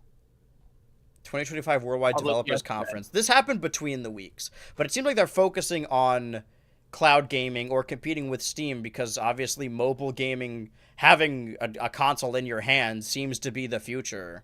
I think the Switch 2 is probably about the size of a Steam Deck, except less clunky. But I don't have a lot of faith in Apple's gaming division. Because you can play games like there's a game called Call of Duty Mobile. But I think most of the games people play on their phones are not a replacement for console gaming or even like computer gaming. Especially if they're gaming on Mac, because I don't know if gaming on Mac has ever been great. It hasn't. I'm surprised. It feels like, what's holding them back so far? I don't know. Unveiled dedicated gaming app. There are some things that Mac OS is pretty good for, so I don't know. It seems that it would be in their vested interest to kind of, develop. Just, I guess, I don't know. I don't know specifically what the deal is with Mac OS. Maybe it's just because it's so proprietary. They don't really like They don't really like sharing the way they do things. And this quote is crazy. Also, right now, gaming on Linux is better than experience than gaming on Mac. I guess that's true, but does the average person game on Linux? Steam Deck is Linux. I yeah, guess. But it has a lot of restrictions because of that. Yeah.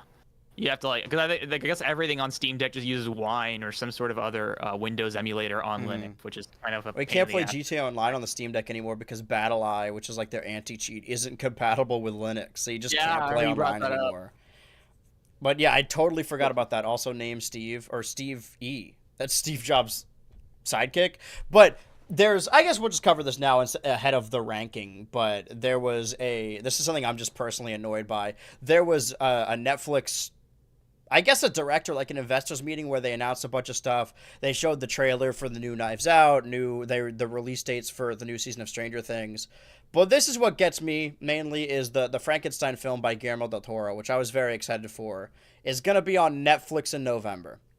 And when they did Glass Onion, Knives Out, they released it in theaters for about a week, and I rushed to find a theater that was showing it because for major movies like this, I would prefer to see them in theater. This doesn't feel like a Netflix movie to me, And it's a shame that no smoke to Netflix. I guess some smoke to Netflix, but I would prefer to see this movie in theaters as opposed to like sitting on my couch watching it. I just think when it comes to movies, I think TV shows are good for streaming. I don't watch streaming movies that often. I would much rather see them in the theater. And it seems like Netflix is the main competitor of Netflix is constantly in a bidding war with something like Neon or even A24 trying to buy the rights or the distribution rights to streams or to movies rather. Sorry, Freudian slip. And instead of releasing them in theaters like Apple does, like Apple has Apple Plus movies, but they still release them in theaters like Killers of the Flower Moon or Napoleon. But they will still release them in theaters and then have them later on streaming. And even Disney Plus does that as well. And they seem to believe that streaming for shows is a dead end. But they're doing this Guillermo movie. They had Pinocchio, I think, a couple years back. His stop-motion Pinocchio was exclusive to Netflix. They're going to have a Greta Gerwig Narnia series that she really wants to get in IMAX theaters. But instead Netflix is like, no, it's going to be exclusive to Netflix. So this is an important information. I just wanted to vent about this because I find it really annoying.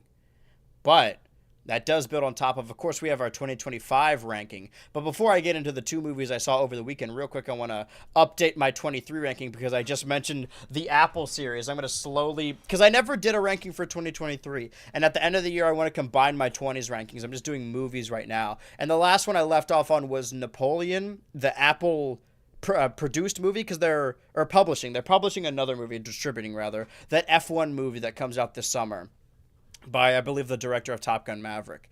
But I had Napoleon with Joaquin Phoenix lower than Missing on my ranking for 2023, and I don't think I believe that anymore. It was kind of long. I'll put it at I don't know, above, at the top of D. I had it very low. I think I just didn't fuck with it when I saw it. I heard the biggest issue with it was like historical revisionism and like it wasn't historically accurate. But I'm not a big history buff, so none of that really impacted me. It's more that I just didn't care for it that much. And I also had Fast X, I guess, right beneath Napoleon. Maybe I'll put it beneath Missing because I had a really good time seeing Fast X. I watched all of the Fast and Furious movies leading up to it, and it's a ridiculous fucking series. The second they stop caring about anything in that series is when it gets really good. And the dude sitting in front of us in the theater was blowing fat clouds upwards. And whenever John Cena appeared on screen, I just started applauding, and then everyone else started applauding. It was a fun theater experience, but I don't think it would be good. I had Teenage Mutant Ninja Turtles Mutant Mayhem beneath them, I think, because I had my hopes up because I saw Spider-Verse earlier. And this was hyped up as like, oh, another Spider-Verse. And like it kind of is because it has that art style. Save animation. Right. It's a very gorgeous movie. As is Elemental, but I'll put Elemental at like, I'll put it above Megan, I guess, or M3 Gan, because it wasn't a Disney movie that really made, it was a Pixar movie, I think, like the new Pixar movie. And I prefer when Pixar does original stories, but it wasn't terrible. It just looked pretty. It felt like something I would catch on the Disney Channel as it would air. But Mutant Mayhem, I think I'll put it above. No, I'll put it above The Color Purple. That's fine. I'll just put it here. I don't even remember that much about John Wick, but this movie was like kind of nothing. It was sort of funny. I mean, it definitely felt like a Nickelodeon movie, for better or for worse. But I didn't hate it. I think I got my hopes way too high. So I'll put that in C. And then Evil Dead Rise, I'll put above Scream 6 because it was the first horror movie. I know like Evil Dead fans don't really like it, but I liked it for what it was, and I haven't seen any of the other Evil Dead movies. But they got... Oh, no, sorry, I'm thinking of a different movie. But Evil Dead Rise was the first time I saw a horror movie where the cast was kind of stupid, like the characters were being dumb or doing something needlessly dangerous, that I bought it because they were like poor and they lived in a rundown apartment. So the scene where like they get into an elevator that's like sparking and dangling, it's like, oh yeah, if you lived in that apartment, you would do that because what are you going to do? Like everything's so expensive. Mm-hmm. I'm going to regularly come back to my, oh no, this is 22, but this is my 23 ranking. Well, whatever. What I am going to do is talk about the movies I saw in 2025, the two movies I saw the previous week, which were Bring Her Back and Karate Kid Legends. I think...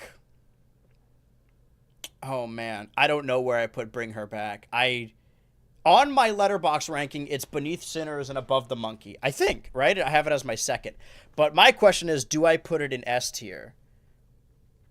It's just mainly a movie about not being able to let go of your loved ones and doing horrendous things to keep them around, and the horrors of the foster system. I guess more in Australia because it's an Australian film. It's the same directors as Talk to Me, which is my top 4 of 2023. I don't know. I think it's better than The Monkey and worse than Sinners. It's a very fantastic movie. I'd recommend anyone seeing it. It made me very emotional. But I don't know if I put it in S, because S is for like perfect, like I think about all the time. But I don't think about Bring Her Back as much as I do Severance Season 2, Rehearsal Season 2, or Sinners. So maybe just top of A. Maybe. Maybe I'll change my opinion on it later. Maybe I'll bump it up. But I also, the previous 2 streams, I watched all of the Final Destination films leading up to the new one. I watched all the Mission Impossible films leading up to the new one. And I have since watched Karate Kid Legends, where I watched all of the Karate Kid films leading up to the new one. Oh, and I did talk about this on stream. We talked about Karate Kid 2010 at some point. Obviously, the original Karate Kid is the best one. It's not an S-tier movie, but it's the best out of all of them. And now comes... Relatively speaking, it's an S-tier movie. Yeah. It's the best Karate Kid movie. And that was the time where, like, when I was watching Final Destination, I'm like, all right, these are going to get silly, and you're watching these to watch the kills. Mission Impossible, they got better as I watched. This was the first time where I finished Karate Kid 1, and then as I was watching Karate Kid 2, I'm like, oh, these are just going to get worse. Like, they're all just worse movies. Maybe 2 is the second best one because at least something is going on.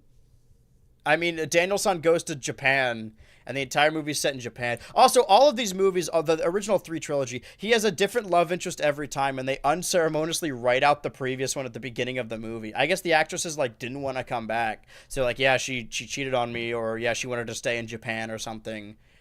I think I talked about this on the previous Switch to Ultra with Dan, that, like, Karate Kid 2, the love interest or the dynamic is a very, like, stereotypical, like, oh, white man goes to Japan and then finds a very docile Asian woman, and it's just a very tired trope. But, oh, now comes the question of which one is number 3, because these are all pretty bad movies. I think Karate Kid Legends, like, upset me more. You know what? Maybe Karate Kid 2010 is the third best one. Because it is just the Karate Kid again. But at least it's... I don't know. Because the Karate Kid 3, I tried multiple times to get through it. But I, like, fell asleep the first time. And I was watching it with someone. And then we just gave up on watching it. And we went back to it. It's a movie... It kind of seems like prototypical Cobra Kai. By the way, disclaimer for my Karate Kid ranking. This is in the context of I've never seen anything from Cobra Kai. But this one seemed like, oh, it's setting up, oh, the dojo owner in the first one who loses at the end, he's going to have his own story where he's trying to get revenge. But then he leaves the story and he goes to, like, Japan or China or something, and then his cousin's, like, in town and he's the predominant villain and he's, like, training Daniel-san to do evil karate. It's, you know what? Any dynamic with Mr. Miyagi, I think, goes above. So I'll put that above the Karate Kid 2010. But, no, I Evil won't. Karate. This is a boring movie. But these two are genuinely bad. Instead of swatting the flies, you miss the flies, or whatever. He plays cut the rope on his iPhone. In 2010, you gotta train them in new and interesting ways. He plays Brain Age on his DS, and his stylist trains him how to be better at karate. But this is the latest one I saw, Karate Kid Legends. And this is the next Karate Kid, which I watched the same day but finished the Karate Kid series. So the reason 1, 2, and 3 are, I think... I'm changing my mind on this. The dynamic between Daniel-san and Mr. Miyagi really holds up the series. And you don't have that in the Karate Kid, even though this is a remake of the best Karate Kid movie. Now I have to decide which one of these is worse. At least, okay, the next Karate Kid, which is Mr. Miyagi being a girl dad and having to train Hilary Swank instead, is at least a full... Well, it's a movie where nothing happens, but it is a movie, you know? There were characters I liked more in Karate Kid Legends, but this feels more... Actually, no, I like Karate Kid Legends more than the next Karate Kid. It's... You know how you're watching a show from the 2000s, and they're trying to be progressive, but they can only go so far? Like, they try and contextualize it in a certain way. This is the first female Karate Kid. And it is funny to think of, like, the modern grifter who, if this trailer came out, they'd be like, this is ruining the sanctity of Karate Kid, so on and so forth. That guy just probably didn't really exist back then, or maybe I'm being naive. But this is about a girl learning karate from Mr. Miyagi. And in all these other movies, even the new one, they need to win a tournament. They need to win a karate tournament. And they're learning karate. They're being trained by their masters to be able to win this tournament. And that is the climax of the film. That is the impetus of the film. And you would think, like, oh, this is the female Karate Kid. They were trying to be progressive. But the only way they can contextualize... I'm trying to find my review of Karate Kid Legends. Hold on. Can I look at this? Show your activity. Do I have it here? Yeah, I do. The only way they can contextualize a girl being the next Karate Kid is it's all... I just clicked on an ad. It's all self-defense. Like, she's not in a tournament at any point. She just needs to learn to defend herself. And I'm just gonna say this. In the movie, like, she goes to school and she lives in a world where all of the men are, like, evil rapists. Like, all of them are just constantly harassing her. And the only way they can contextualize a female Karate Kid is if she has to, like, she has to defend herself because everyone in the world is a creep. And it's, like, uncomfortable to watch. The scenes they have together are fun, but, like, then she has a love interest who's ever so slightly less like harassy than the others, and it just feels awful to watch. It leaves you with a sinking feeling, and I think it's a little disrespectful that she doesn't even get to do a tournament. She just learns self-defense because every Yeah. man in this movie, and I'm not saying this to be like, oh, they make man look bad. I mean, like, it's horrifying to watch, and it's not empowering at all. It sounds regressive. Yeah. It's the best they could do Yeah. in the 90s. Yeah. But I wrote a lot of notes about Karate Kid Legends. I guess it's better than the next Karate Kid, but I think I would have it. I did not like this movie. There are characters I like in it more. That's the thing, is that it's a shame this is a Legends movie, like this is a legacy movie, because it ties in all the previous timelines. It brings back Daniel from the first 3 movies, and then it brings back Jackie Chan from the remake. And it's like these stories actually happen within the same universe, and they both train this new kid. I can't wait for Hilary Swank to come back. But it completely sidelines the movie. Like, as soon as Ralph Macchio and Jackie Chan like show up to train him, it becomes a completely different movie.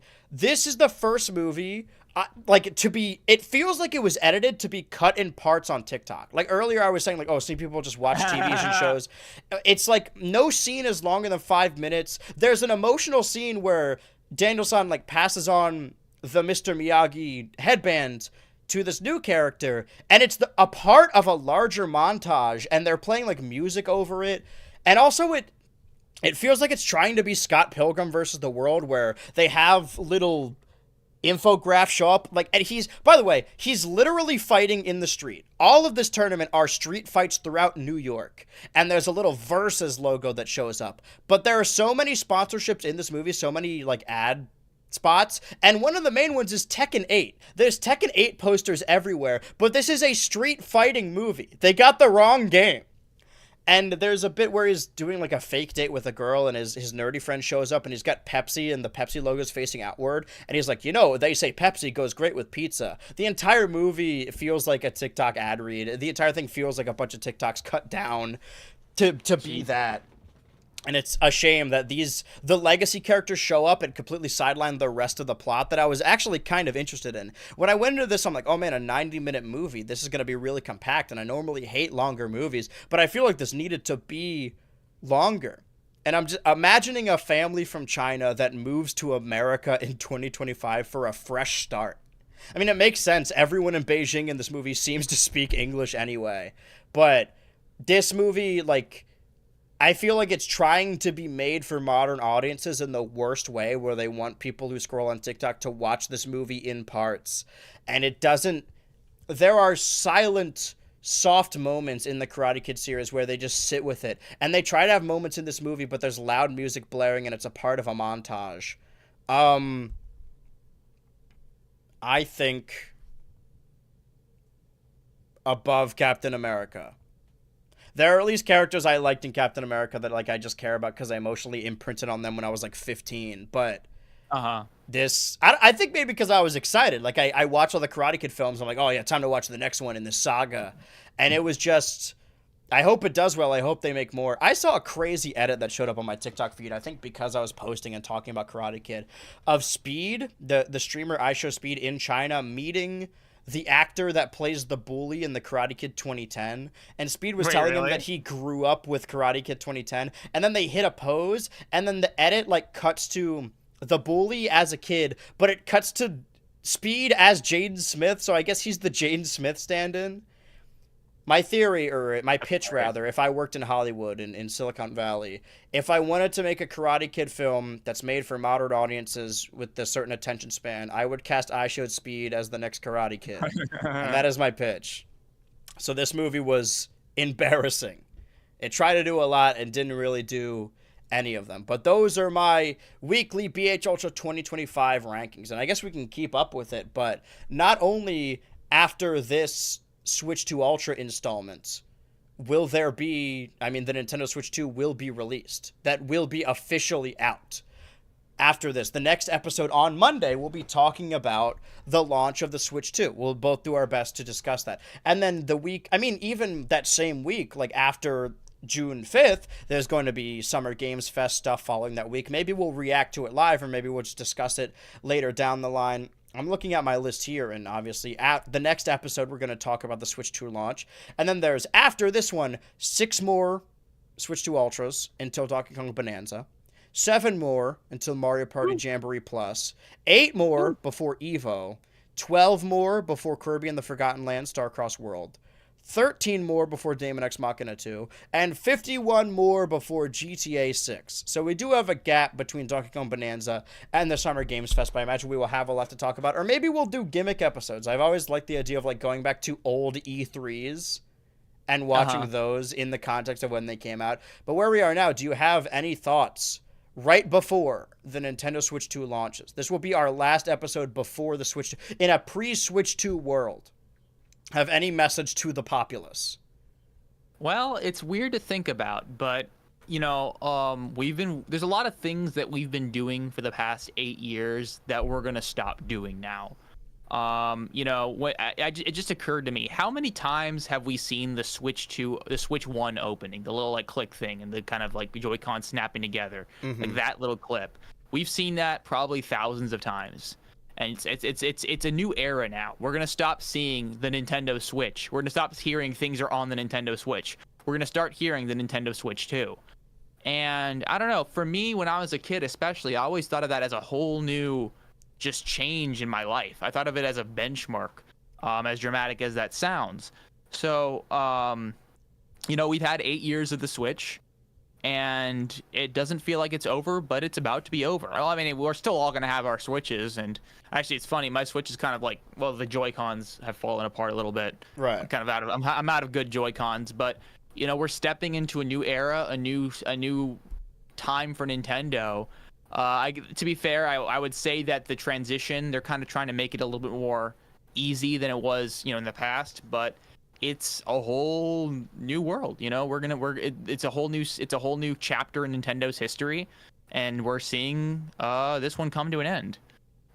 So it's a little bittersweet, but I'm also really excited. I think for me, that's partially why the Switch 2 launch has been a little underwhelming for maybe what I was expecting, is that, and you touched on it earlier, like the Switch release was such a big deal that the Switch coming out was a clean break. It couldn't be backwards compatible. It was an entirely...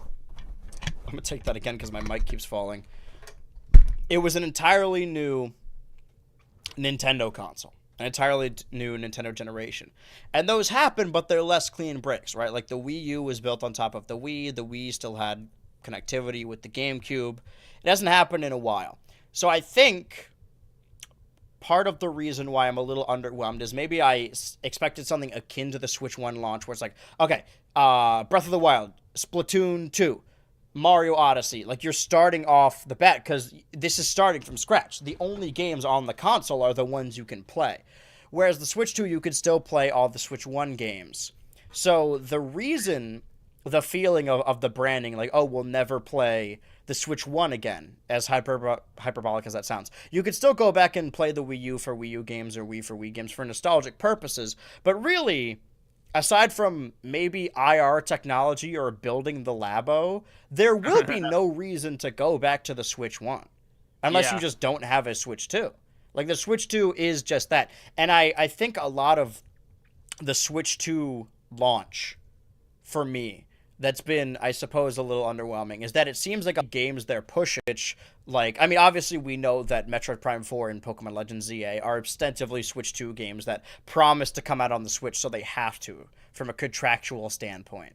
But all the Switch 2 exclusives, and maybe it sounds greedy to be like, oh, I want there to be more exclusives, but it's not a whole lot. It seems like this really, I mean, it is a Switch 2, but more like a Switch Pro. Like, it is just a more enhanced Switch.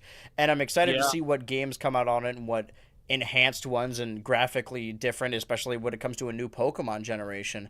But it isn't as clean of a break, so there won't be nostalgic reasons to really go back to the Switch 1 when you could play all of those games, give or take, more or less, on the Switch 2.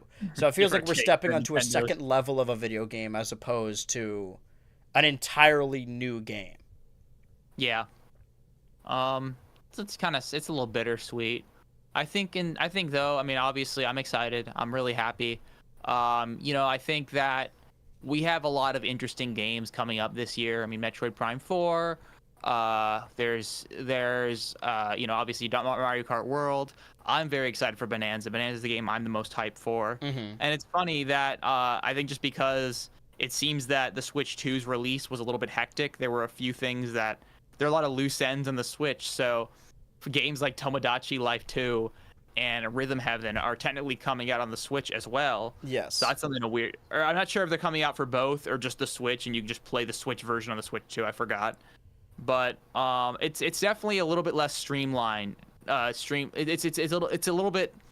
It feels like the Switch 1 era and the Switch 2 era are kind of melting into each other a bit more so than, for example, the Wii U and the Switch. Mm-hmm. Which I guess in many ways is a good thing, but I guess it doesn't feel like as much of a clean break, a new page, a new chapter, et cetera, et cetera. Yeah. Well, I guess it isn't entirely different. That's the opposite of what I was saying. That I suppose that's why people wanted different themes for the console. It is more or less just the Switch again. Yeah.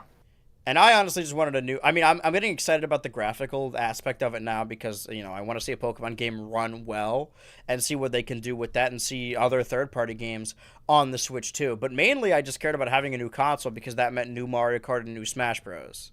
Just new 3D Mario, because those are series that they wouldn't have multiple on one console. People thought for a while that there could be an Odyssey 2, but it never surfaced. I'm just excited. Above all else, I buy consoles to play games. I played Switch, or I play Nintendo consoles so I could play Nintendo games. People say that exclusives aren't important. I disagree. I think the games are the most important part of the video game machine, of the gaming console. But I am just looking forward to the games. Bonanza. But I also like, now that I am a streamer, the capability, the possibility of doing a Nintendo launch stream. Because the Switch came out before I was even making videos. And I know it was kind of the impetus for you to do your branding. So I do think my entire BHultra channel from like when we were doing Let's Plays onward was built around the Switch era. And you could argue technically yours is too, that we are doing something completely different now. And I guess that's exciting to do a show like this. Assuming that the next console generation is another 8 years, maybe 7 years. It's a lot more episodes to get through. But we're only 10 in so far, and it feels like we've been doing this for a while now. Evidently, we never run out of things to talk about. We'll expand the bounds of this. I just ranted about Guillermo. I'm doing the little ranking. I do want to do that 20s ranking. I got to go back and watch. The thing is, like, shows that I've watched from 20 and 21, I wasn't keeping track of the ranking. So I need to reverse engineer that. Because by the end of 25, we're going to have the own ranking. I got to play more Doom the Dark Ages as well. But that has been completely, Are you liking it so far? I like it. There are bits I don't like. Okay.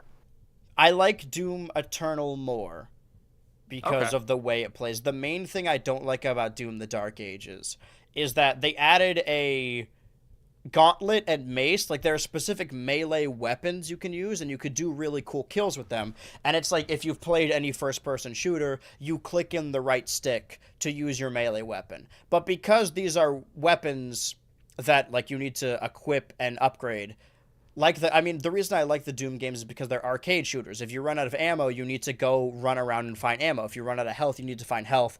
Armor, find armor. It's not like Call of Duty or Halo where you just crouch behind something and then you get your health back and you just automatically reload. Like, you need to collect these things, and I find that really fun. The thing I don't like is that pushing in the stick to do a melee weapon, that also has an ammo limit. So sometimes you just can't do the melee attack if you don't have enough melee ammo. And I feel like that completely disregards the purpose of having a melee attack, which is you run out of ammo and you're at close range. And you could always boost with your shield, even that needs to recharge, but you could do that infinitely. But I think that is the major game change that, like, you couldn't just take it out. The game is built around that, but that is the main thing that kind of clashes, where it's not a bad game, but I like Doom Eternal way more because of the freedom of how you can play. Okay. But once I finish it, I don't know when that'll be, I can put it on my ranking, but it has been drastically swarmed by the other games coming out, by the major releases. and I'm gonna get re-excited for that. I think we've just kind of, this is more of a goodbye thing than on this stream it seems christened out, or rather petered out into sort of a depression when it comes to the Switch 1. But the Switch 2 will be a lot more exciting, especially if there's a new Smash speculation cycle. If that doesn't happen, I will be pretty upset. But for right now, I'm just stalling the additional minutes so we can circumvent the intro, or rather the song intro playing for the first 5 minutes, so we can get a clean 2 hours, even though it doesn't matter when it's getting cut down. So I'm spinning my wheels and saying things over and over, but I will... Saying things over and over again. Yeah. I'm making points. I think I covered everything in the previous week. Actually, I don't know if we want to keep this under wraps. Maybe we should announce this now. Any specific plans that we have for the release day? I say we keep it close to the chest, and I say people tune in for the Nintendo Switch 2 launch stream to see what happens. And also the midnight release. I gotta practice. I gotta do. Here's my stream plan for the week. I guess I should do these on these because I do these at the beginning of the stream week. I guess I'll play Doom: The Dark Ages tomorrow on Tuesday. And I did. Oh, we didn't talk about it either because I talked about it on stream. But I played Multiverses last Tuesday for Fighting Game Tuesday because they shut down Multiverses. The game is now officially, you can't play it online anymore, so you basically can't play it. But maybe it's not worth talking about. It just doesn't exist anymore. The only days I played it is when they re-released it and when they stopped supporting it. So I guess that goes to show something. But yeah, tomorrow normal stream time. That's why those things happened. Yeah, tomorrow normal, because if they didn't shut it down, I wouldn't have played it. Tomorrow normal stream time, I'll play Doom: The Dark Ages, probably make more progress in that. And then Wednesday, I'm going to do an IRL stream for the first time at normal stream time, just to test IRL streaming. And then later that night, I want to stream the midnight release at GameStop. And then, of course, in the morning, hopefully I'll get my Switch 2 on time, and I'll stream a little earlier, but I will have the Switch 2 release. I have been your co-parent, BHultra. And I have been your co-parent, Switchy. And I am hanging up the phone. Thank you for joining me. Fuck that guy. All right, play my song. Oh, it's muted, right. Play my song.